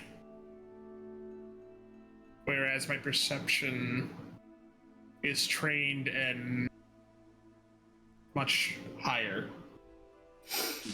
I think it would make more sense for you to be a guide and me to be the lookout based on what happened last time. Well, what happened last time was me guiding, and that Right. went not so well. So What happened last time had nothing to do with the guide. that It was the well, lookout. Yeah, that too. That's what I'm saying. But so I can, if you offered the 4 as options to Fig, she would tell you that she's more comfortable with either Hunter or, I believe, Lookout. As a narrative speaking thing, and that's probably what I would stick to. Yeah, I'm not a good hunter. I'm not a very good hunter either.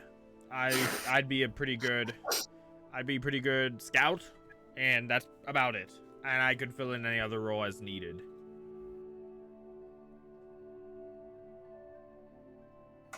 I guess I will stick with the guide then, based on what everyone's saying.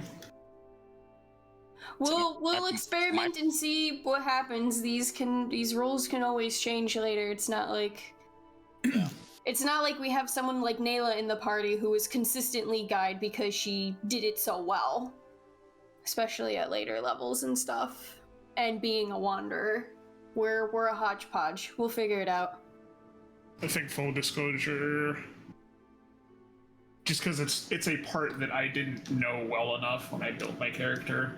Gotcha. Yeah. I probably would not have taken persuasion and would have taken survival, but I'm not gonna retcon that now. Right. Onwards. Okay. So, guide is Locke, Lookout, Cirion, Scout, Malvhor, Hunter, Fig. That's me. Alright, cool. Locke, do you tend to just follow Rador's loose directions of how to get there for the most part? Yes. He gave us a pretty good base guideline. Later on in the campaign, you probably will not be given directions for some of your journeys, and you'll be required to like plot your own path of where you guys are going. Mm-hmm. So that will determine things. But Understood. Locke, go ahead and give me an embarkation roll. Go ahead and roll a d12, and you can add your survival bonus, and then half of your wisdom score rounded up. Half of your wisdom bonus rounded up. At least you've been here for a while, right? You've been in the region. You kind of know the area, maybe? Sorry, I'm trying to figure out where the screen I'm looking for disappeared to. There it is. Because I ironically already planned for this. Hey, look at you. Ooh. Oh, nice. I Great think. success. I'd like to hope it is one lower than I could possibly do at best. Embarkation rules are always funky. I feel like it's also not a strict low is worst, high is best. I think there's a little bit of mixing.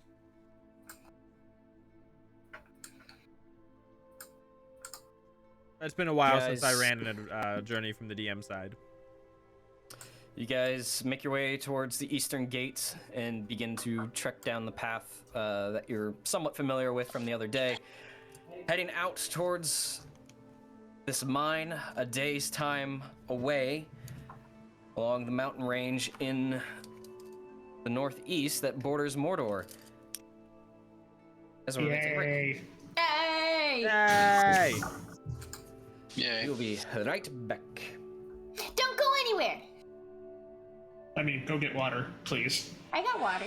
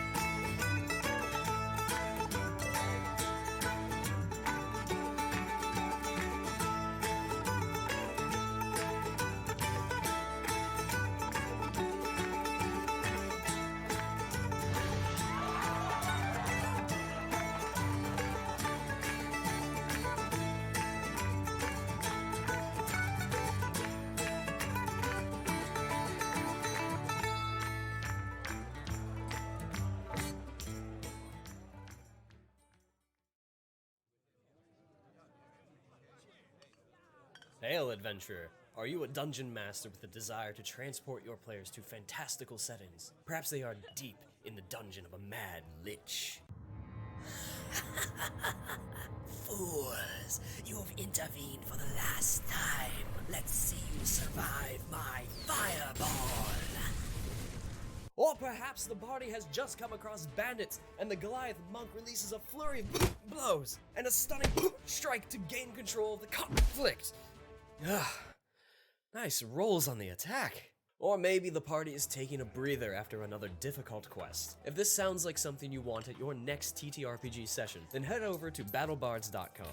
By subscribing to BattleBards Prime, you get the ability to immerse your players in your campaign. You'll get complete streaming access to the libraries of both BattleBards and Platemail games. And whether your game is in person or virtual, you won't be limited as you will have access to a caster and a mixer to be able to broadcast the tracks to all of your players. And of course, if you want to download and keep any tracks, then you get 20% off all in-store purchases. So what are you waiting for, adventurer? A quest posting at the local guild hall? Get over to battlebards.com and subscribe today, and use the coupon code ADVENTURE at checkout. Stay proficient, adventurers.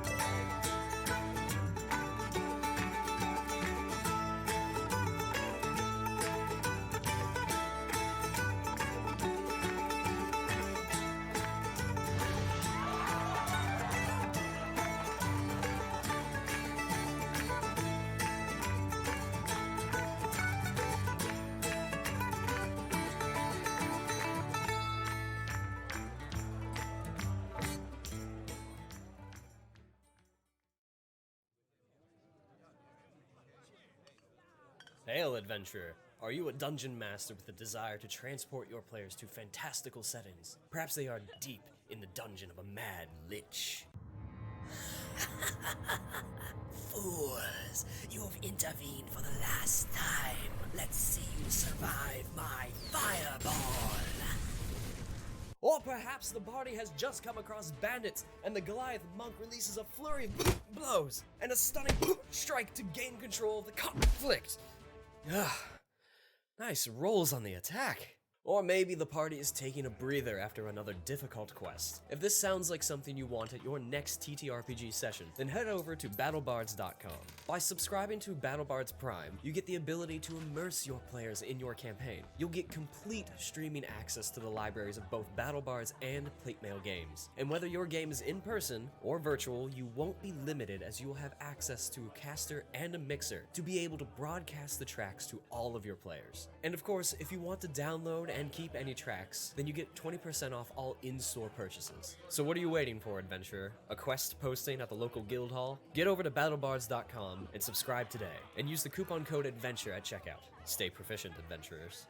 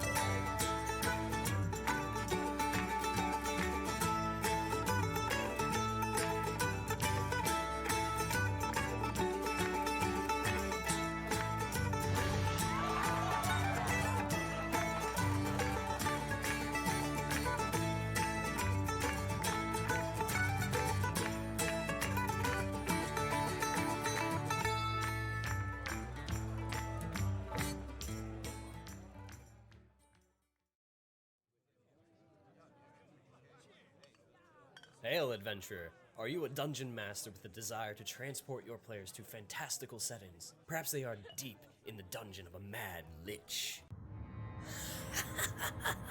Fools, you have intervened for the last time. Let's see you survive my fireball. Or perhaps the party has just come across bandits, and the Goliath monk releases a flurry of blows and a stunning strike to gain control of the conflict. Nice rolls on the attack. Or maybe the party is taking a breather after another difficult quest. If this sounds like something you want at your next TTRPG session, then head over to battlebards.com. By subscribing to BattleBards Prime, you get the ability to immerse your players in your campaign. You'll get complete streaming access to the libraries of both BattleBards and Platemail games. And whether your game is in person or virtual, you won't be limited as you will have access to a caster and a mixer to be able to broadcast the tracks to all of your players. And of course, if you want to download and keep any tracks, then you get 20% off all in-store purchases. So what are you waiting for, adventurer? A quest posting at the local guild hall? Get over to battlebards.com and subscribe today, and use the coupon code ADVENTURE at checkout. Stay proficient, adventurers.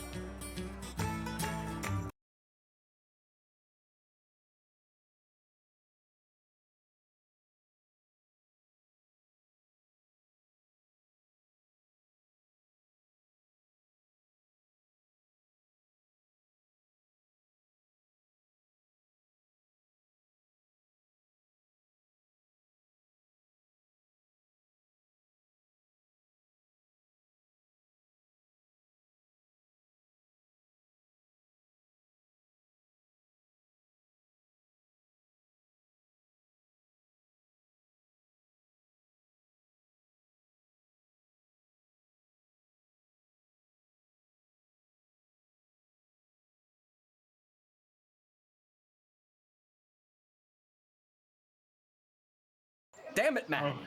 I that had what I'm one supposed to job be and doing? I dropped the ball. You gotta start your announcement section over again.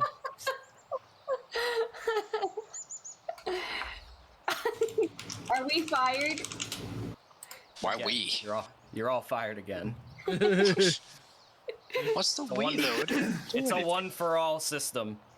I did not agree to this. Yeah, I change out my swords. Going dark. AdventureCheck announcements. We are close here on Twitch to 200 followers. That means we're getting close to a giveaway. What are we giving away, you may ask? A $50 gift card for Hero Forge. If that is something you want, then how do you enter? Couple of things. Follow us here on Twitch if you're not doing so already to help us get to 200. Otherwise, we'll never give it away. That's how it works. 2, join Discord. Join Discord. Hit up our Nightbot, get the Discord invite, jump in there. You will see a channel called Contest Rules, which gives out the basic guidelines of what qualifies. Basically, all you need to do is be following, be in Discord, and react to that particular announcement in Contest Rules. We will make a announcement ahead of time when we will be announcing the winner. So be in stream chat when that announcement for the winner will happen. We will announce it live on stream, and we will obviously give at least a week's lead time on that. But yeah, help us get to 200. Tell your friends, tell your family, tell co-workers. We're fun. Only Kevin bites sometimes. That's not true. You do it one time. God. And Brian even said, hey, I'll hold your beer. Beyond that, our streaming schedule for this week should be back to normal. We've skipped quite a few things in the past few weeks due to various holidays, family stuff, etc., etc., etc. We're back to normal. Yay. Yay. Yay! I mean, yay! But I believe that is everything. Does anyone has anything else that I don't know about? Hi! Bye. I got a jar of dirt. You guys are I'm begging to be Lindsay. fired. What? All right. I said you guys are begging to be fired. No one. Please Dude, fire you me. won't. Please. Well, then quit begging. Please fire me. Oh, okay. I've been here for years. That had some uncomfortable vibes behind it, Matt. That's all I'm gonna say. Good. keeping this PG-13. Hey.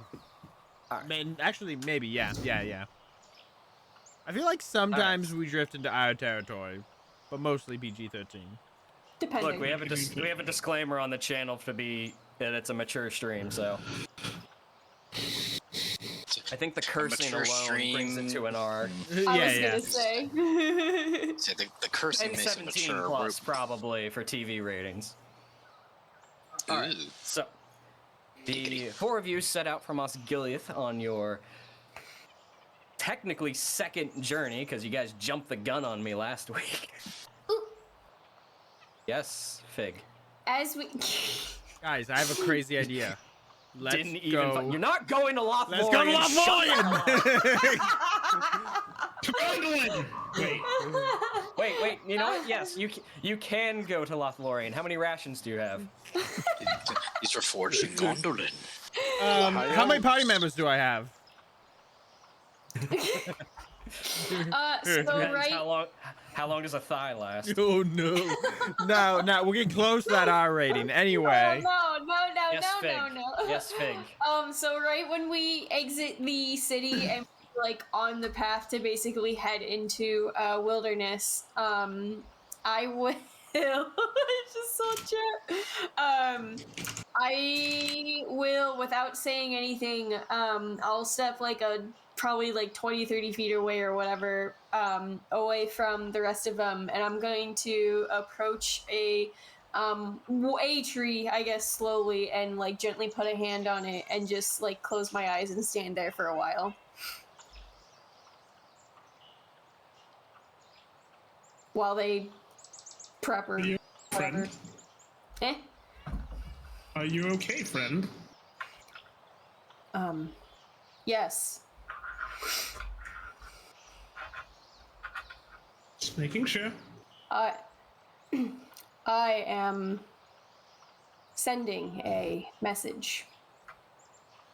You can talk to trees?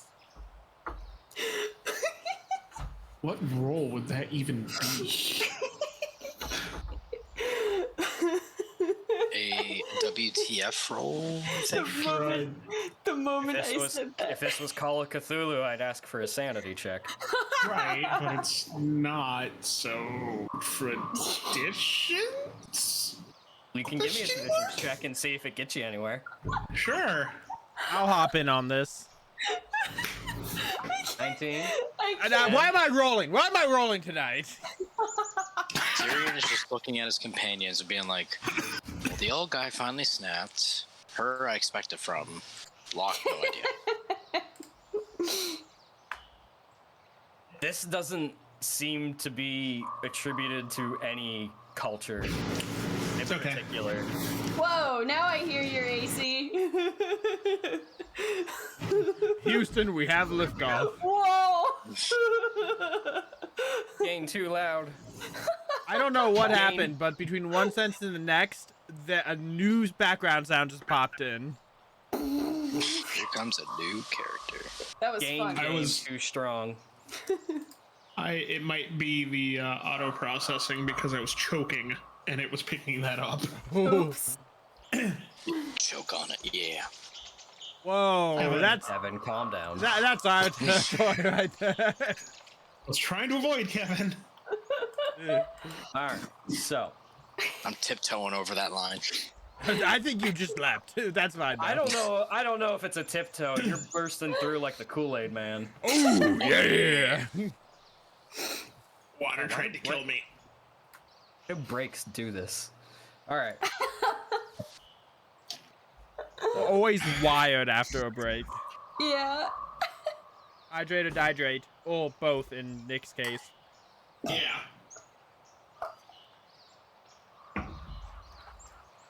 Can you hear it now? No. No. Cool. So the guys head out in the probably close, late morning, close to the afternoon. Still a bit of an overcast day, and you begin your journey through Athelion, heading down into the forest proper, where it becomes. Oh. What? Nothing. What? No, I was going to keep role playing, but I was waiting for the checks to get rolled. They rolled. I told them they didn't know anything, and then we kept fucking around. So I'm progressing the story. Sorry, I missed it because I guess we heard the air conditioning or something. I don't know. All right, what do you want to do? No, I can't do it. After a few moments of them asking, you'll get more elaboration, and I will say, I am.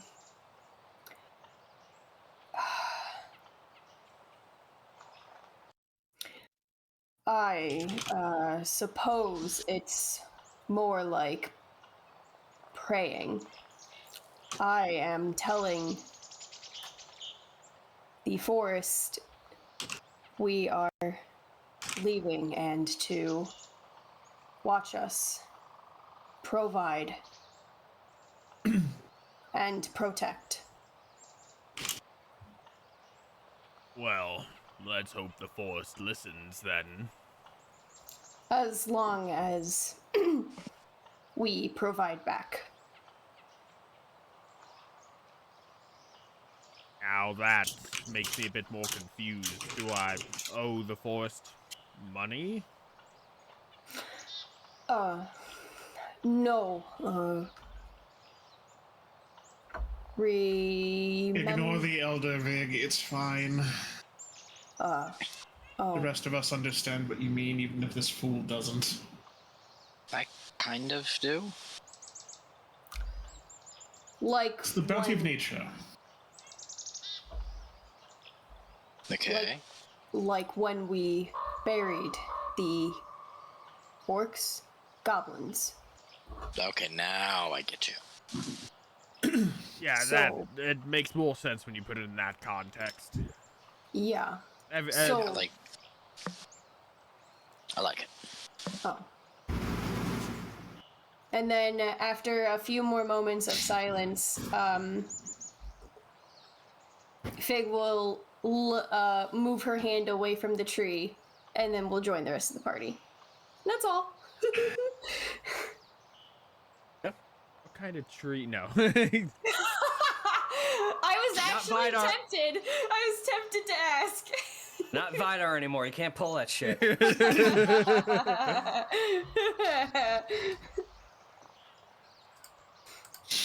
Anyways. After taking a few moments before setting out, Big wraps up her little ritual of sorts, and at Locke's lead, you guys go into Athelion, going in beneath the tree canopy. It gets a little bit cooler as you enter the forest proper, but everything seems fairly mundane for the day.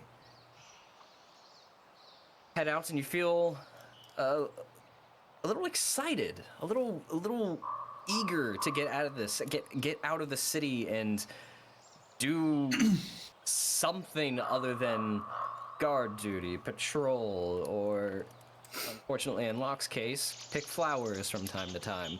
Something that is a little bit out of the ordinary. And this fills you with a sense of confidence and a real sense of adventure for the first time in a long time for most of you.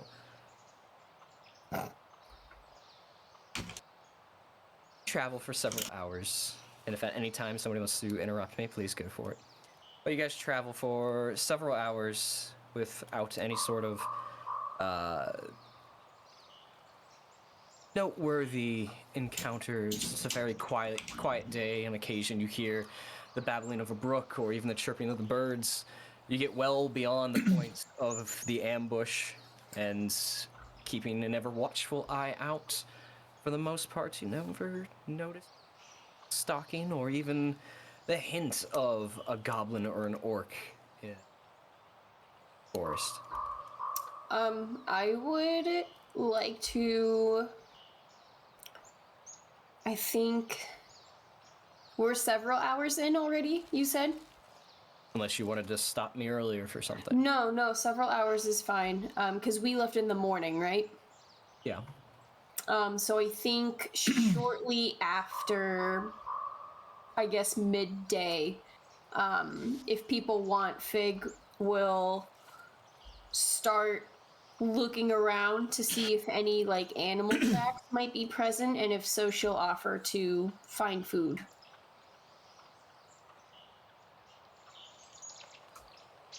I mean, yeah. Go ahead and give me a survival check. I won't say no to food. Gosh, I'm used to having advantage all the time with Nayla. That's not. Don't toggle that. Okay. All right. 13. You keep an eye out throughout the day, just trying to keep a grasp of what might be around. You hear plenty of small animals, birds, squirrels, chipmunks. Never actually see any. Okay. Fortunately, from over the course of several hours, you never really see a decent opportunity to find something and hunt it.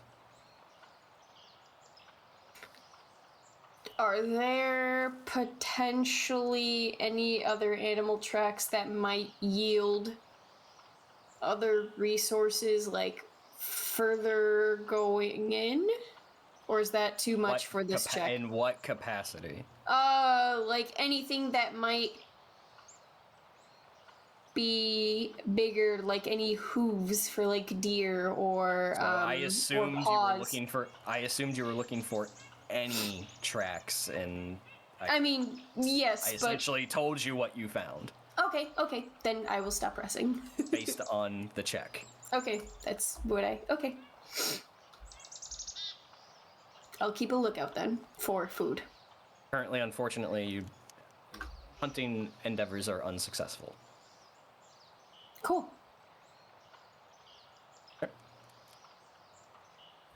As the sun Great begins, first hunting impression. Hey, yearning is treacherous. That's why no one does it. As the day wanes on and the sun begins to set, or at least get lower in the sky. Move this so I'm actually speaking on mic as opposed to.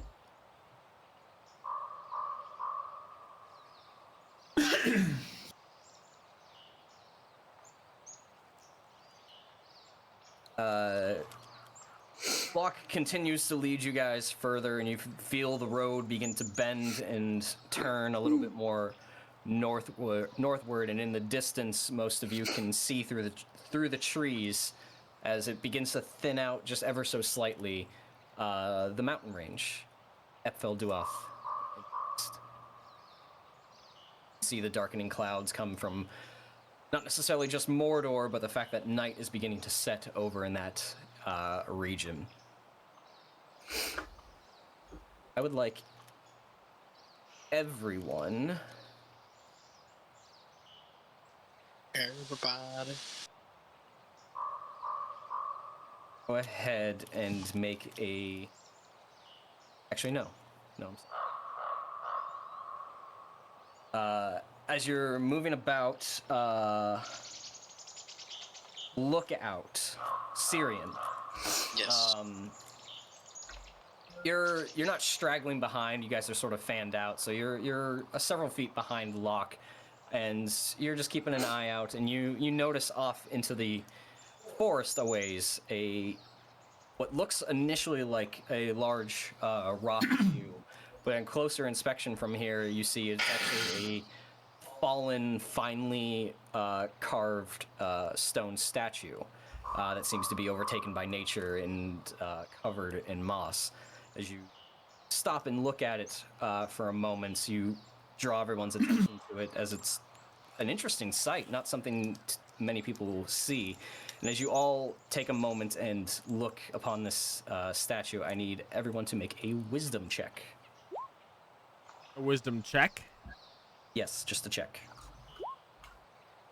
So used to saving throws. Another Nice, smart. Another 5. Look at that. Oh, I thought that 20 was me. I mean, you got a 17. Oh, snap. Yeah, you rolled the same thing I did.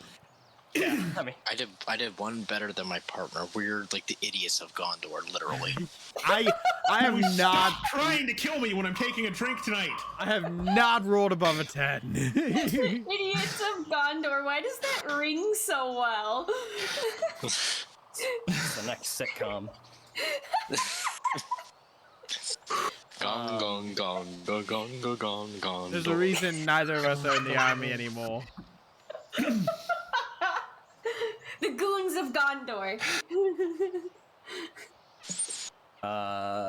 Locke and Fig. The two of you look at this, and Locke, you're sort of mentally transported to a time that is sort of recent memory to you, when statues like this sort of dotted the landscape in cities much grander than Osgiliath. And it fills you with a bit of warmth in your chest as you think about this. Fig, you take it a little bit differently. While the statue is definitely a fine craftsmanship, you see nature's reclaim. And you are brought to a sense of nature will always be. Those that exist now will return to Earth and fuel Arda, the world. The two of you can take inspiration. My first inspiration! My first sound barrier break of the session. That's not true. Not even Of close. this session. Of this session. And luckily for you guys, because that was half the party, Locke, bear in mind when I ask for an arrival check, you can add a +1 to that roll, because half of you succeeded. Can So I... Go ahead. what is an arrival check? Just so I can go ahead and set it up like I did the embarkation real quick. It's gonna be a D8. D8. Yeah, it's just Just a the D8 and flat. It's a D8, and depending on embarkation and journey events such as this, there will be modifiers. So it's never the same type of roll. Gotcha. For hunting attempts, is it only once per day? Or... Well, hang on, I'm not done. Sorry. Lost Cirion, Malvhor, and Cirion. Your gaze upon this statue immediately makes you think of Minas Ithil and Kinstrife, even though you didn't witness Kinstrife, and even in recent memory for some, the fall of Arnor. A statue such as this once stood as a beacon, as a bastion for the strength of the Númenóreans, and especially the southern kingdom of Gondor. And here it is, dilapidated, overcome, overgrown. Gives you a sense of what are we to do to stand in the way of forces of shadow, like the Witch King, like these orcs. Yeah, sure, the War of the Last Alliance was won, but we still have the repercussions of such things. I need you both to make corruption saving throws. Oh, you gonna make me roll more dice? God. Hey, It's a there, roll, I got man. 19. I broke my curse.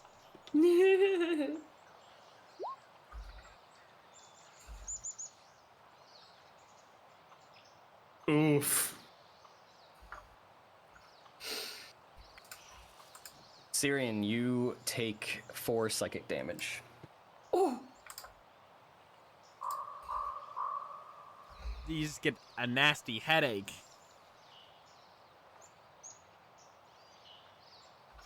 But after that, Locke presses you all on. Have just a moment of 10. And you continue. And so, Fig, you asked me if hunting was once a day. Yes, as an attempt. So I might have actually discussed this before you put your headphones on, because there's never a guarantee that journey events, because they're randomly done, will result in a hunter task. So Yeah. especially in these lower levels, I'll allow at least one hunting check to try and sustain you guys. I guess I'm open for discussion with this. I can do one check at the conclusion when you arrive and see how well you guys fared through the entire journey, or I can do one a day. Oh. Knowing that if you guys progress over like a 10-day journey, there's a chance that I'm having you do 10 survival checks in a row. If there's not a whole lot of like journey events happening. I really think doing it just like once per journey, plus perhaps any special events that might occur, right? You know, there might be special events where we get attacked by wolves or something like that. Like, because much longer. Like It 10 makes sense to have 10 more. survival rolls back to back is asinine. I feel like it's a lot. Yeah.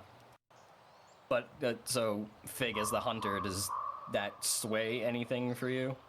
In this particular situation?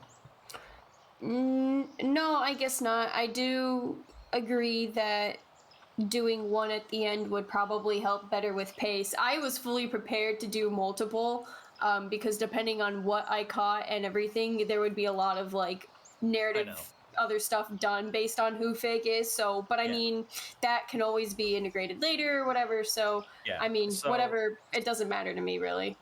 Yeah, so I don't, because depending on that, making those many rolls, journeys, like, for this one, this is probably the shortest journey that you guys will ever do in this campaign. The longer they get, it really slows down the journey. It almost becomes like combat, and it can kind of get tedious. So I think, like, if we do one at the end, based on whatever the DC of the journey is, because each one's different, if it fails, I'll have everyone make a con save. Okay. Or if anyone has rations, then they can forego the con save by supplementing the rations instead. Make sense? If you succeed, then you've sustained the party for the journey. Okay. I'd be curious to see how that happens or works if, like, we come across some sort of encounter that really hurts somebody, and then the rations, like, puts them down at the end or something because of so much health lost or whatever, or lack of rations, or like because we've done starving in the past. I know, and I'm trying to ease up on it. That's why I'm leaning towards do it once. Oh, okay. If it fails, have everyone make a con save. If you have a ration, then you can just deduct the rations if you have enough for the amount of days that you traverse. Okay. And we'll make this fluid. If we find it's not working, we'll work and see if we can do it a better way. Sure. Okay. Yeah, I wasn't there for any of that, so I didn't know. Sorry. Nope, all good. So moving on, you guys, as the sun gets low enough, you do stop and make camp briefly for the evening and awake the next morning to finish out. So early in the morning, just as the sun begins to rise over the mountains, you guys find that fork in the road that Rador told you about, and you begin to follow it off as it veers back towards the mountains, and you guys eventually break the tree line, and in the distance you do see the base of the mountain and what looks, from where you are, a small camp of 2 tents and looks like a wagon. At this point, Locke, I will need an arrival check. Oh, BKB, so you said it's a D8 plus 1, right? In this case? Yep.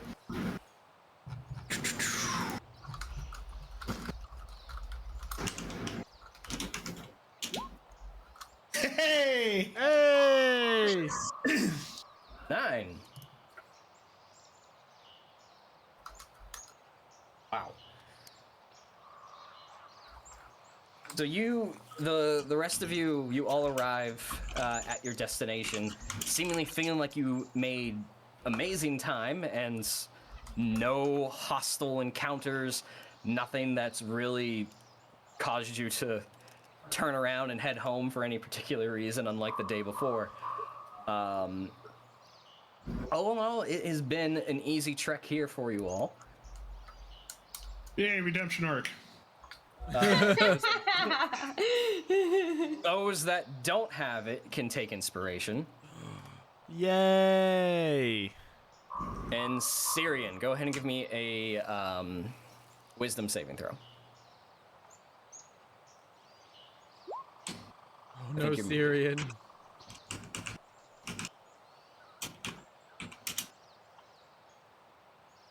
Kev, I think you're muted. I can't hear you. Am I the only Yeah, one? right. Nope, you're right. Sorry. I was talking to Max earlier, and I want to make sure I wasn't yelling at him through everybody else. If I was a burn inspiration, would I get it right back? No, because you just got it. Damn.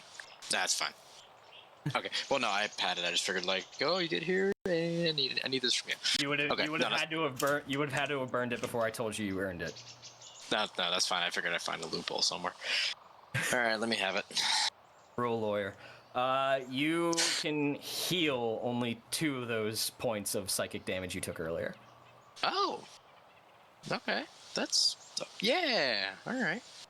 Because we're playing Shadow Point rules differently, as we discussed at session 0. That's right, I forgot. Instead of Shadow Points, you're just taking damage. So in this particular case, you were supposed to be able to have the ability to remove 2 Shadow Points, so I gave you an opportunity to heal them all back. Your check failed, so you only healed half of it. I'll take half. I went through a whole fucking campaign of not being able really much to heal Shadow Points. I'll take what I can get. Mason got fucked up. It's a map, it's a map, it's a map. Oh, how pretty. I think I was able to pull everyone's attention to the edge of the map. Oh, I was scrolling needlessly. Shoot. Thank you. My map is blurry. Give it it should render itself. I recommend at least being zoomed in 100% to really get all the fine details. So you guys make your way out of the forest and up the dirt path a bit as you draw closer to this encampment. And as you do get closer, you see sort of a cutout at the base of the mountain that appears to be a cave or a mine structure that goes inward into the actual. Well, I say we go over and check out the tents first, see if there's anyone there, any clues, as if anything's happened yet, and then we can go in the mine proper. Makes as much sense as anything else I can think of. Lead the way, Graybeard. What'd you say? You call me a graybeard. Oh. I will hobble on over. No, I don't hobble. Hobble. I will walk on over to the tents, and I'm gonna look around and see if I can see any signs of like recent activity. Okay. Well, first thing you notice here. Yeah, but the first thing you notice before I even have you make any sort of checks is that no one seems to be here. Okay. The fire pit looks like it's been used, but it's not fresh. The tents are empty. There is a wagon there, but you do notice no horses are around.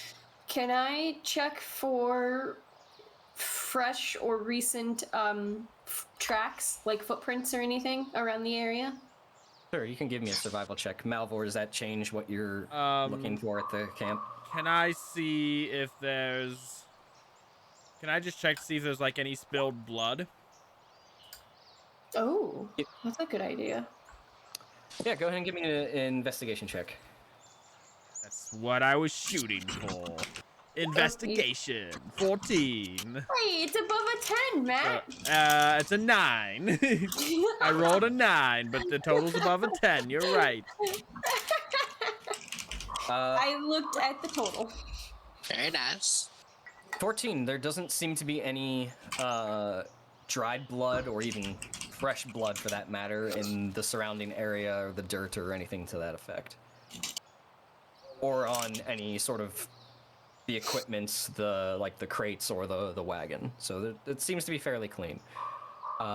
Fig, the 16. The earth here is fairly padded down. It seems decently traversed. You find several sets of footprints that just seem to go in all sorts of directions, and then most of them end up leading into the cave themselves. Okay. Well, I don't see any signs of trouble. Whoever was here, they are in the cave now. Then, into the abyss we go.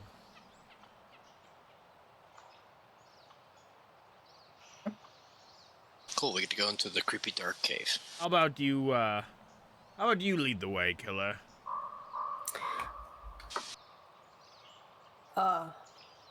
Sure. I have a quick question.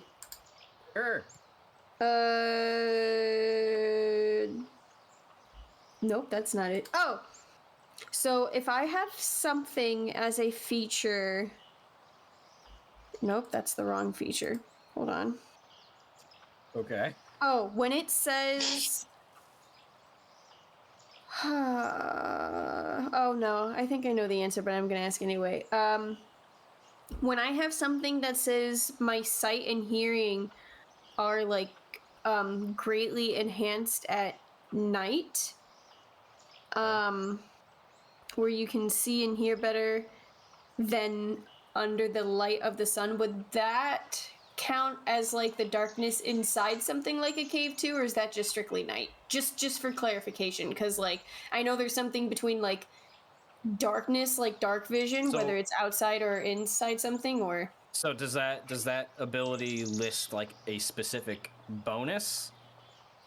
yeah, it Like, is says it saying like perception or survival checks or something? it would be advantage on perception and considered proficient in perception.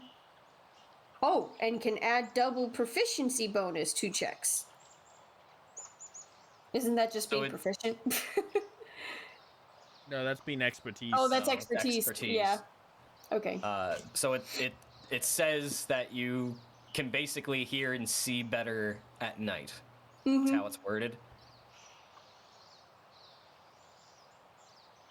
I would say if the area you're in is dim light to darkness, then yes, because it's about the same thing. I think I know why they would make the distinction between night versus just, Right. but your eyes function the same in this case, so I feel like you could use that in. Okay. I feel like that just basically gives you dark vision. Right. I wasn't trying to strong arm or anything. I was just trying to understand like what would make it different versus like in this instance versus actual nighttime. No, I understand you weren't trying to get your way. It just seems the way they wrote it, which isn't the first time we've noticed the rules in this system. Right. It just makes it really crunchy. Yeah. So I can I see no reason as to why you should just get it in like darkness in general. Okay, I can copy and paste the text too if you want. Sure, I can look at it. Because that's your class feature, right? Where'd it go? Yes. Okay, then I can look at it later. But for now, we'll say yes. Okay. Okay. Then, so after Malvhor tells me to go ahead, I'll give a nod, say sure like I did, and I'll start heading in, and I'm gonna start being super wary and Okay. alert. Oh. So you begin walking inside the mouth of the cave, and it stretches and down, or it stretches forward probably 10, 15 feet till it seems to open up a little bit wider with a low ceiling, maybe 10 feet if you're lucky in spaces, but for the most part, it's probably like around 8 feet. It's a pretty low ceiling. Ooh, that's claustrophobic. It's a cave. It's a mine. They're not exactly wide open spaces. At Unless her they're height, dwarvish. too. At Yeah. her height too, it's like. It's the way it is. And there is some light still spilling in from the mouth of the cave here immediately, so it's not dim light just yet. But you look around, and Dark. it's a decently like wide space that you walk into, that you see sort of like wooden support beams sort of spaced out to keep things in place from caving in on itself. Immediately across from you, you see a a carved out like archway that leads deeper into the cave, and to your left and to your right you see sort of makeshift wooden doors.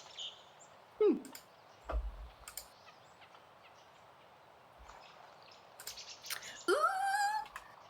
more revealed.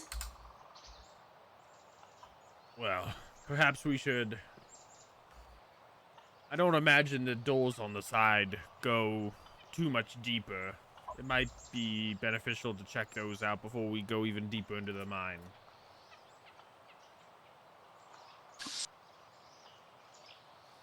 That sounds good. Well, you know what I'll they start- say. North is always right. I'll start heading there. I'll look at him a little puzzled, and then I'll go just shrug and continue forward and open that side door. The one on the right. Yeah. In this case, Yes. North is right. I'm like, which way are we facing?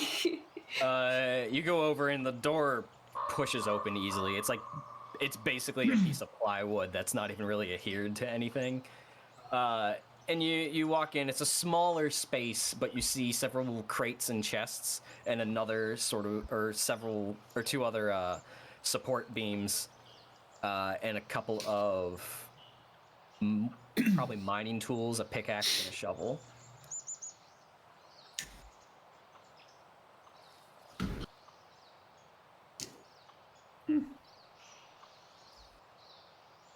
Well, there might be some minor things of use in this room, but I think we move on. And we've confirmed that he's long in the tooth now as well.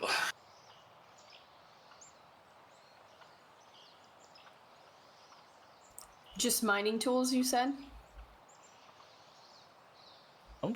That's immediately what you see when you walk in. Thank you, Artie. Okay. Nope, just open the door, look around, and I want to see if anything... Like, move the crates, see if there's anything in them, under them, etc. Looking at the picture, it looks like there's... Okay. give me an investigation check. Hey! I'm not gonna tell you literally everything in there. Unless No, you it's guys fine. look I around. was just double checking what you said. No, I mean, that's what you see. I will only explain to you the things that are immediately obvious and apparent. And that's fair. 14. Locke, you sort of look around. The crates themselves, nothing seems to be moved or anything like that. You do confirm that there are several mining tools in here. Shovel, pickaxe. One of the crates themselves does have the same dark ore in it, though. The rest appear to be just other rock. I pocket one piece of it at minimum. You may add that. One dark ore. Learning from the past mistakes, I realized I was being a terrible treasure hunter by not doing that as soon as I saw it last time. All good, dude. Well, let us go check the left door now. To the left, to the left, to the left. I will give another silent nod and I'll head that way. Still looking around to see if anything else is around. Trying to stay alert. You go over and you open the door, same thing. It's really just loosely placed there for whatever semblance of civilization or privacy that was here that wanted to convey.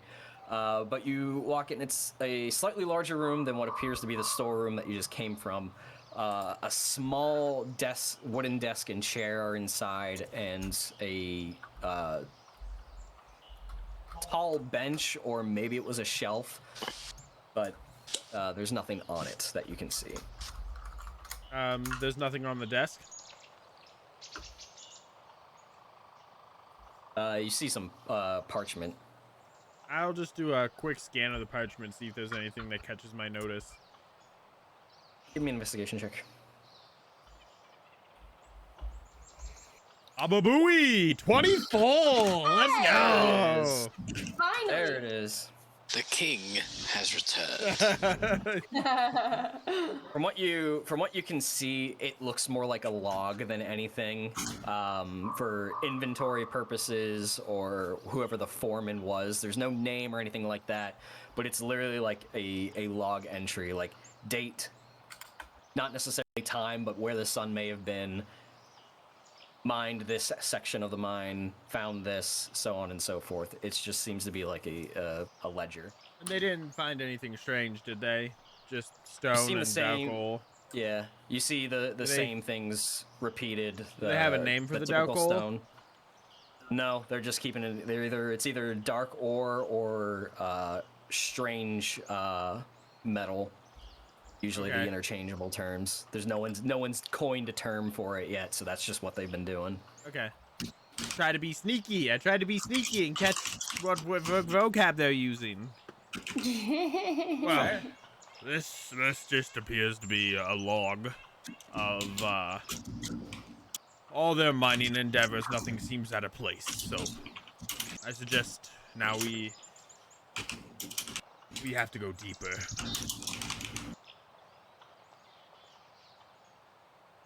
Fired.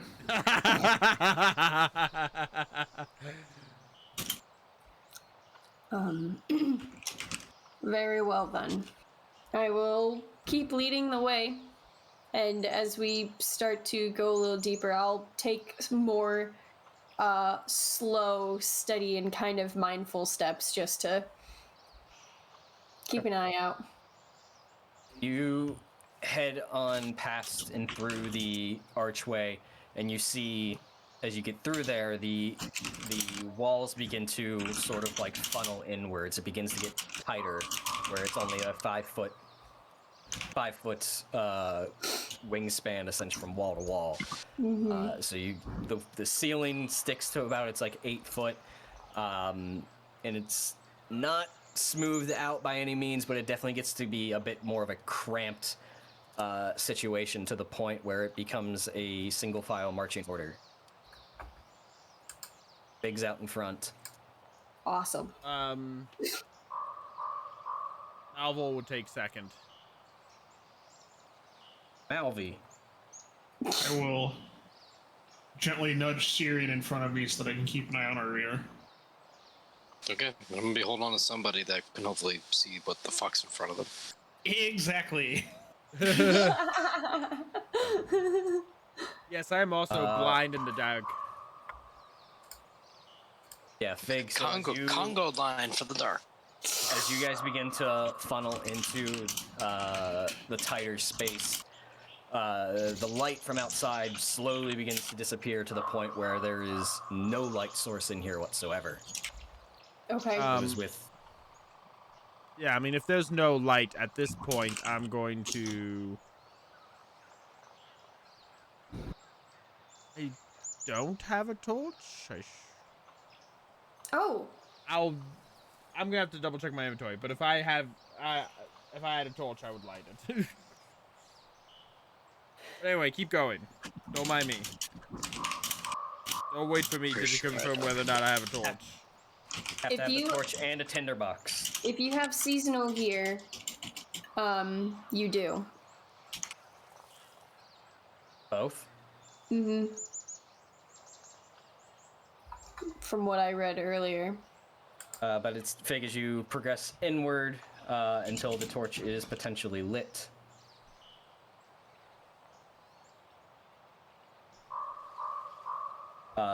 You progress inward to the point where you get to another small archway and to what looks to be like a fork as another Okay.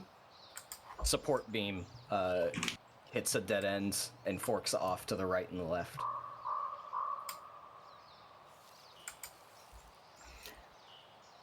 The way splits. Which way do we go? There's two ways. I can't see. Right, or left? Gang. We're still trying to get the torch lit. Is that what you were saying? Yeah, so I do have traveling gear for the current season. It will be spring then. Yeah. I gotta add all that stuff to my inventory because I guess I missed that. But I did too. I will light a torch because I need to be able to see. I'm legally blind.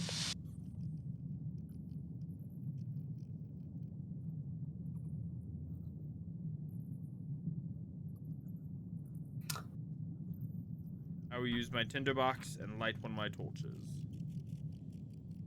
How does the like the atmosphere feel in here too? Like, does this cave or mine what? Spring traveling gear does not include a tinderbox. Oh, I thought it did. Nope, it has 5 torches but no tinderbox. And a flask of oil. Well, we've done it with oil before? Need a way to spark the oil. Could I take my sword and someone else's and clash them like the flats of the blades together to make a spark? Or like hit the flat of the blade so it doesn't dull my weapon, the flat of it on some rocks to make a spark? I mean, You can. I'm just gonna go. Why don't we just go back to the supply room and there should be a tinderbox in there? They start a fire. They start a campfire somehow. They have to have a tinderbox. Or I could just ignore all the info I just gave you, shut the fuck up, and go to that back room and find tinderbox. You can try striking your swords together if you think that'd look cool. It would, but I don't have swords. But no, let's go find your tinderbox. Fuck me then. No, come on. Let's try. Hydrate or dihydrate. Nope. You already said it. You already said it. Come on, kid. That's kind of. Well, wait. What about the Oh no, whetstone. Never mind.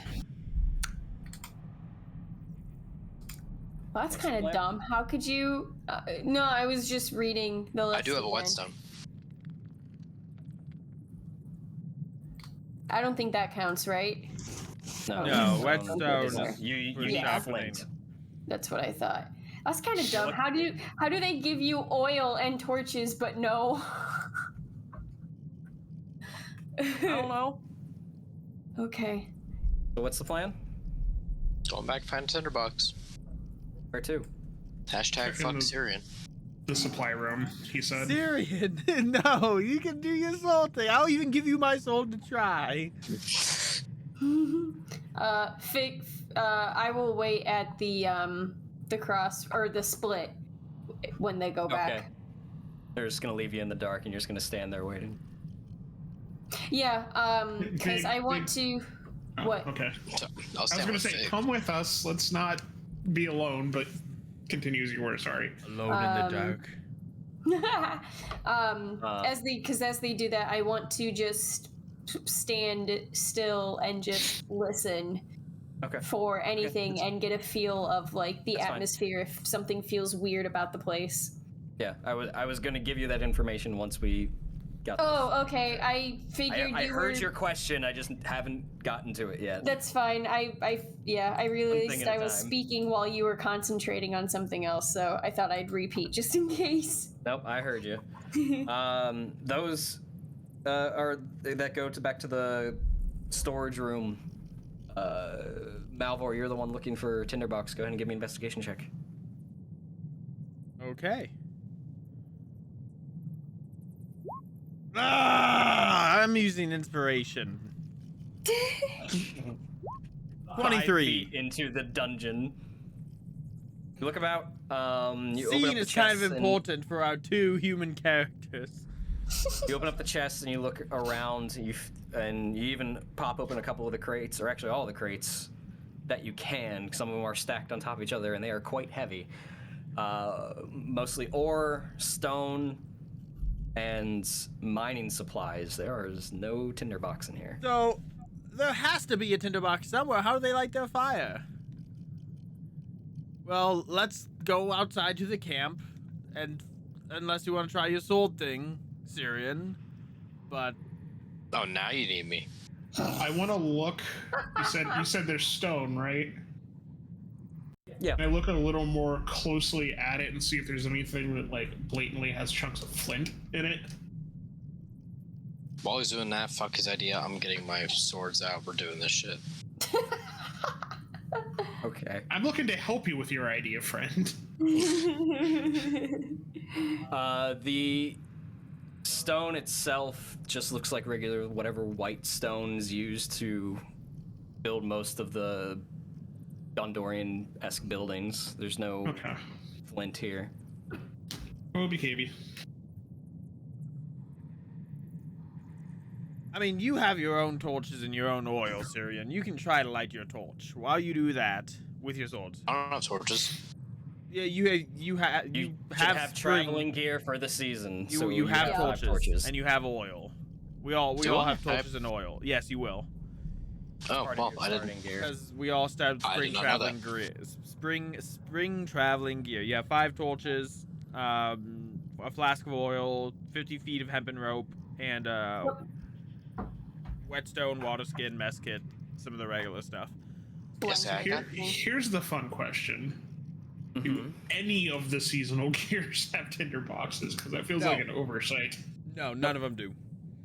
Okay, well then I'm gonna try my idea. You're more than welcome to try, Malvhor. You're going out to the camp out front. They have to have a way to start the fire, so I'm looking for a tinderbox out in the camp. Go ahead and give me an investigation check. Cirion, Dominic just sing that at the same time. Cirion, go ahead and make a survival check while Malvhor is making his investigation check. Oh, not Mathan. I suck at survival now. 22. Hey, okay. Let's go, Cirion. We're no longer 19. the Gondor idiots. Look, even the broke clocks right twice a day. Malvhor, you walk outside and head over towards the camp and begin looking through the tents, the chests, and the crates, and even the back of the wagon. And as you're doing that, you just hear echoing from inside the cave, ching, ching, ching, ching. And Fig, from where you are, you just hear this metallic echoing throughout the entire cave. Oh no. But as he's doing that, and on occasion you see a spark come off, but not enough to get anything lit, and you continue to work away at that. Malvhor, going through everything at this camp, you find 2 rations. Oh. Ooh. Nice. 50 feet of hempen rope. Oh, I got 2 of those now. An entire set of spring traveling gear. Which doesn't have a tinderbox. Pipe smoking toolkit and materials. I mean, I'm not robbing these people. I'll leave that behind. Wait, pipe smoking? That has to have a way to light the pipe. That's what I was just thinking. And a tinderbox. Oh my god. I'm taking the tinderbox. This is a tax. They can keep their pipe smoking kit. Are you leaving everything else? Yes. I'm not You're robbing them. tinderbox. All right. Even the rations? No, I'm taking the rations. You're a Fuck better man that. than I. I'm Those are not robbing expensive. them, except of their food. If we run into them, they're alive, I'll give them their rations back. But for now, Just as you open the one chest and you're going through like a small footlocker and you find these things and you find a tinderbox, you're like, yes, I found it. You hear ching, and Cirion, you get a large enough spark and light your own torch. I just walk in the cave. Hey, Cirion! Hey, kid! I found the tinder. Oh, that's pretty. I'm holding the torches like this. That's pretty fucking cool, kid. Good job. It's pretty And fucking I'm cool. gonna turn and walk with the torch. I put the Vigdis. tinderbox in the bag. That's gonna be useful later on. I'm still listening and meditating out at front. Big. It's a lot cooler in here. There's a small, gentle breeze coming from, if you're facing the fork from the left. Very faint. On occasion, you hear like a dripping sound coming from deeper within the cave, but go ahead and give me a perception check. Is this the whole fun thingy that I do now? If you're listening, yes. Oh, that's true. I did specifically say listening. Yay me. And sorry. By the way, just real quick, since I was checking the spring traveling gear supplies, that also includes 1 week of rations to start with.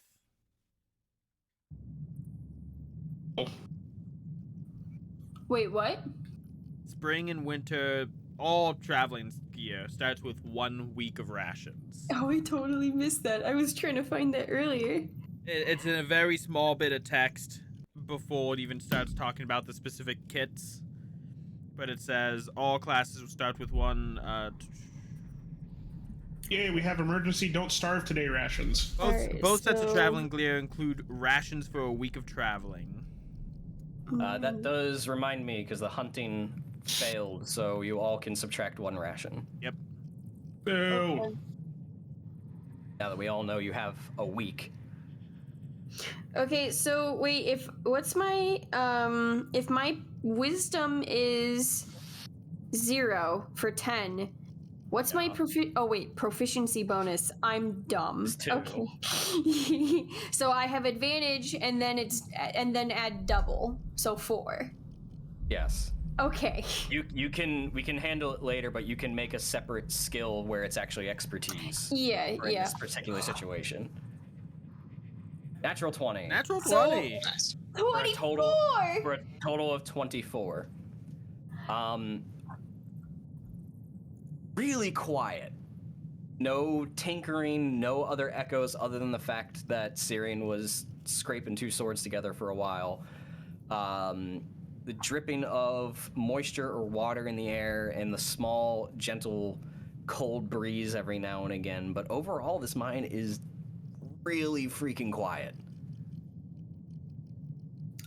I don't like that, because there are supposed to be people in here, I think.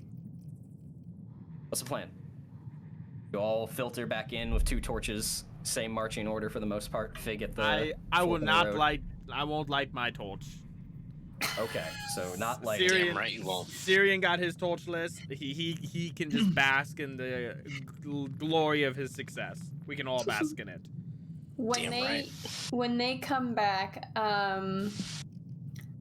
because it's so silent for me now, I'm just going to whisper that there is a breeze, small breeze coming from the left, if that means anything to them.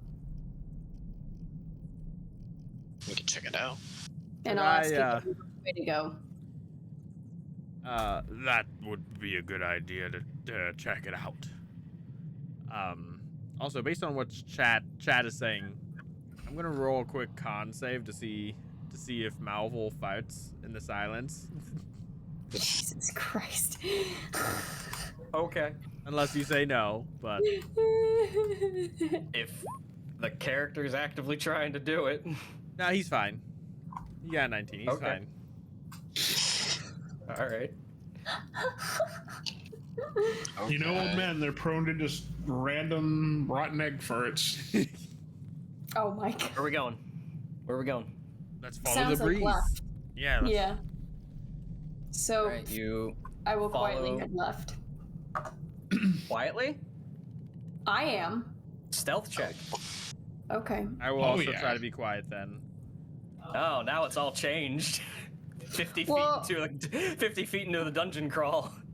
Well, because I started to say in the last time that I was moving more slowly and mindfully, so now it's just 11 from Cirion. oh, it's a 7 because I didn't. It's 7 because I don't have advantage. I forgot to untoggle it. If that means anything. Malvhor. 11 from the plus- treasure hunter. Wow. Plus Rough. 8. You got a 3. That's really bad luck. Some of you still do have inspiration for what it's worth. Oh, I'm gonna roll my inspiration. Right? Wait, is that a reroll? Yeah, it's just a reroll. And you just keep whatever you get. Oh, should I just keep that 8 then? Because I accidentally toggled advantage still. No, no. Okay. No, Mrs. Okay. Superman, no. Anything else? We're gonna have 11 in the group either way, so I'll just keep mine. Alright. 11 makes sense for Cirion. He was already echoing his swords throughout the chamber. Ching, ching, ching, ching, ching. Still got a fire. Fuck y'all. You guys follow Fig's lead as quietly as you can. The cave wraps around to the right for you and continues to stretch down, and then winds a little bit more and feels like it takes you in a little bit of a circle and past another support beam, and you come to a point where it splits off again. The way.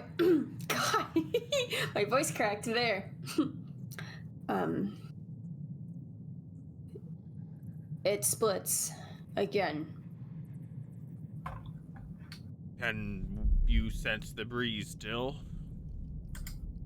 Can I? I'll close my eyes again and try to focus on any Perception check. sounds. Okay. Right, toggle advantage again. So that's like what? +4? 11? Yeah. 11 seems to Yes. have died down right now. No. I cannot. Then I suggest we keep going safe. I mean, we keep going straight to the deepest part of the mines. That's my intuition. Okay, so when you say straight, do you mean there or there? Well, I mean, we came this way, so straight would be going this way. And it looks like it turns Okay. up north. I would personally go that way. Looks like we need a tiebreaker. Mm-hmm. Straight or left? Giving it on the map. I say left. Left. Left it is then. My gut's saying left. Let's go left. Very well. I'll head left. All right, you with the torch, it's illuminates a lot of the area as you move, so it's not terribly hard for most of you to see any of this. But you come into another sort of hollowed out section of the mountain. You do see on the right as you move in, sort of like jutting out, it looks to be like a vein of some sort that they have been mining, and there's larger bits of rubble and rock scattered around it, several more support beams, and it seems to continue to weave off into the direction as you enter towards your left.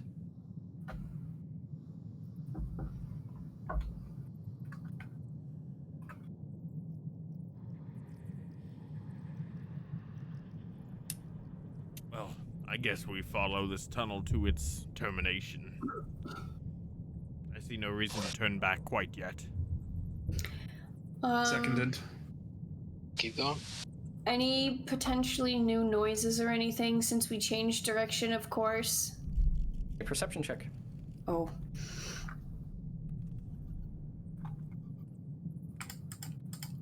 Advantage. Oh my gosh, they just keep lower and lower. So a 7. No, it's dead quiet. All right, then I'm just gonna keep trying to move slowly and just remain alert and actively try to sense any danger. Okay. You lead on through another section of the cave into a larger portion, sort of coming to what, for the lack of a better term, a room with a large stone pillar in the center that goes from the floor all the way into the ceiling. That seems to just be mined around or hollowed around. Several bits of rubble and rock scattered on the floor, and several other bits of veins, one of which does appear to be a small little dark ore vein. Looks like a little bit of the section to the right sort of veers off and dead ends. Do you want to check out that vein, Locke? Meant that it's here. Is there anything in either of those corners of blatant interest that I can't words? Words are hard. Like, because they wouldn't be in plain sight. If I go to each end, is there anything out of the ordinary?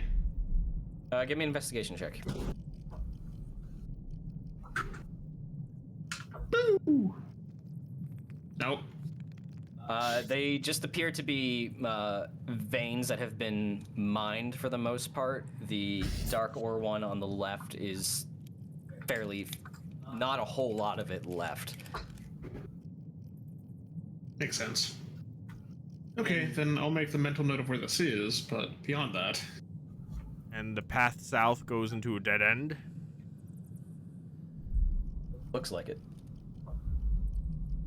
Looks like it. I'm just gonna take a peek and just make sure it is truly a dead end. Okay, give me an investigation check. Secret tunnel. I'm manifesting secret tunnel. No. Our luck is gone. Yeah. You look about as the section appears to dead end in this area, and the rock face itself sort of juts out. It looks like they were mining this section at one point, but they stopped. Don't see anything blatantly curious about it. Okay. Any fresh footprints or anything in this part? Survival check. Got a mystery of missing miners. 17. You look about and you do see several sets of footprints in this area, which makes sense because this seems like where most of the activity would be for the most part in terms of miners.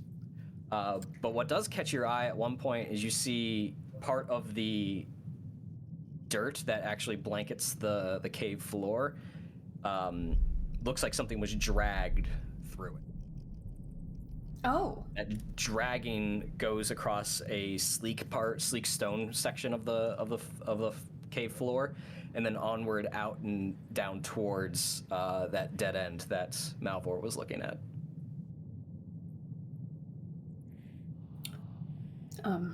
Here, and I'm gonna point out the dragging and follow it.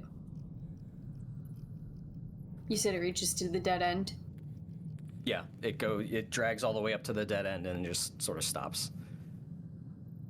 So, But there's nothing there. and with the fact that we see, looks like something's clearly been dragged that way, Can one of us make a check in Yeah, lieu of the go new ahead. information? Okay.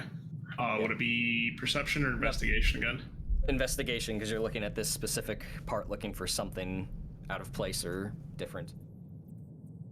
16, as you follow the dragging back down towards the dead end that Malvhor was looking at, and you look about it, and there's a large rock face there, and as you sort of look around where things may have been mined and chipped away, you feel that breeze come through that You found your Fig. secret tunnel! Fig was referring to earlier, and it looks like the rock that's here can be moved out of the way. Oh, you doddering fool. Did you really miss this detail? Huh? What It's are you okay, talking about? Malvhor. Look down there. What am I Elfeyes. looking for? I'll Oh, point to your eyes firstborn are Elfeyes. sharper than mine. Yes, indeed.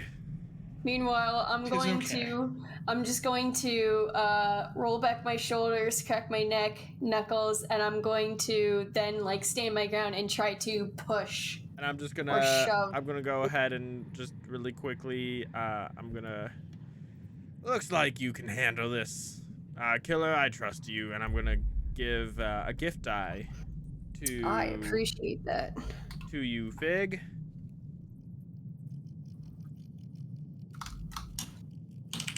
Fig, you can go ahead and make a athletics check. I want to move this rock! The boulder. And I'm gonna go ahead and add that gift die. What'd you say, D6? D6, 1d6. Ooh! So not 19 bad. total. You do find that seam that Locke pointed out, and you get a grip around it, and you bear down in sort of like a low horse stance, and you're able to shift it and roll it a little bit forward and then off to the side as you hear the rock scrape against the cave floor. As you do open it up, not a large gust of wind, but a fairly significant one kind of hits you all, a bit of a cold brush of air, and you do hear the dripping and almost water sounds coming from deeper within. But you do notice that the cave ahead of you is extremely tight. Oh, no! That is going to be difficult to fit through, and anyone that's not of size small gonna be take an effort to get through there. But at its current state, camp outside is empty.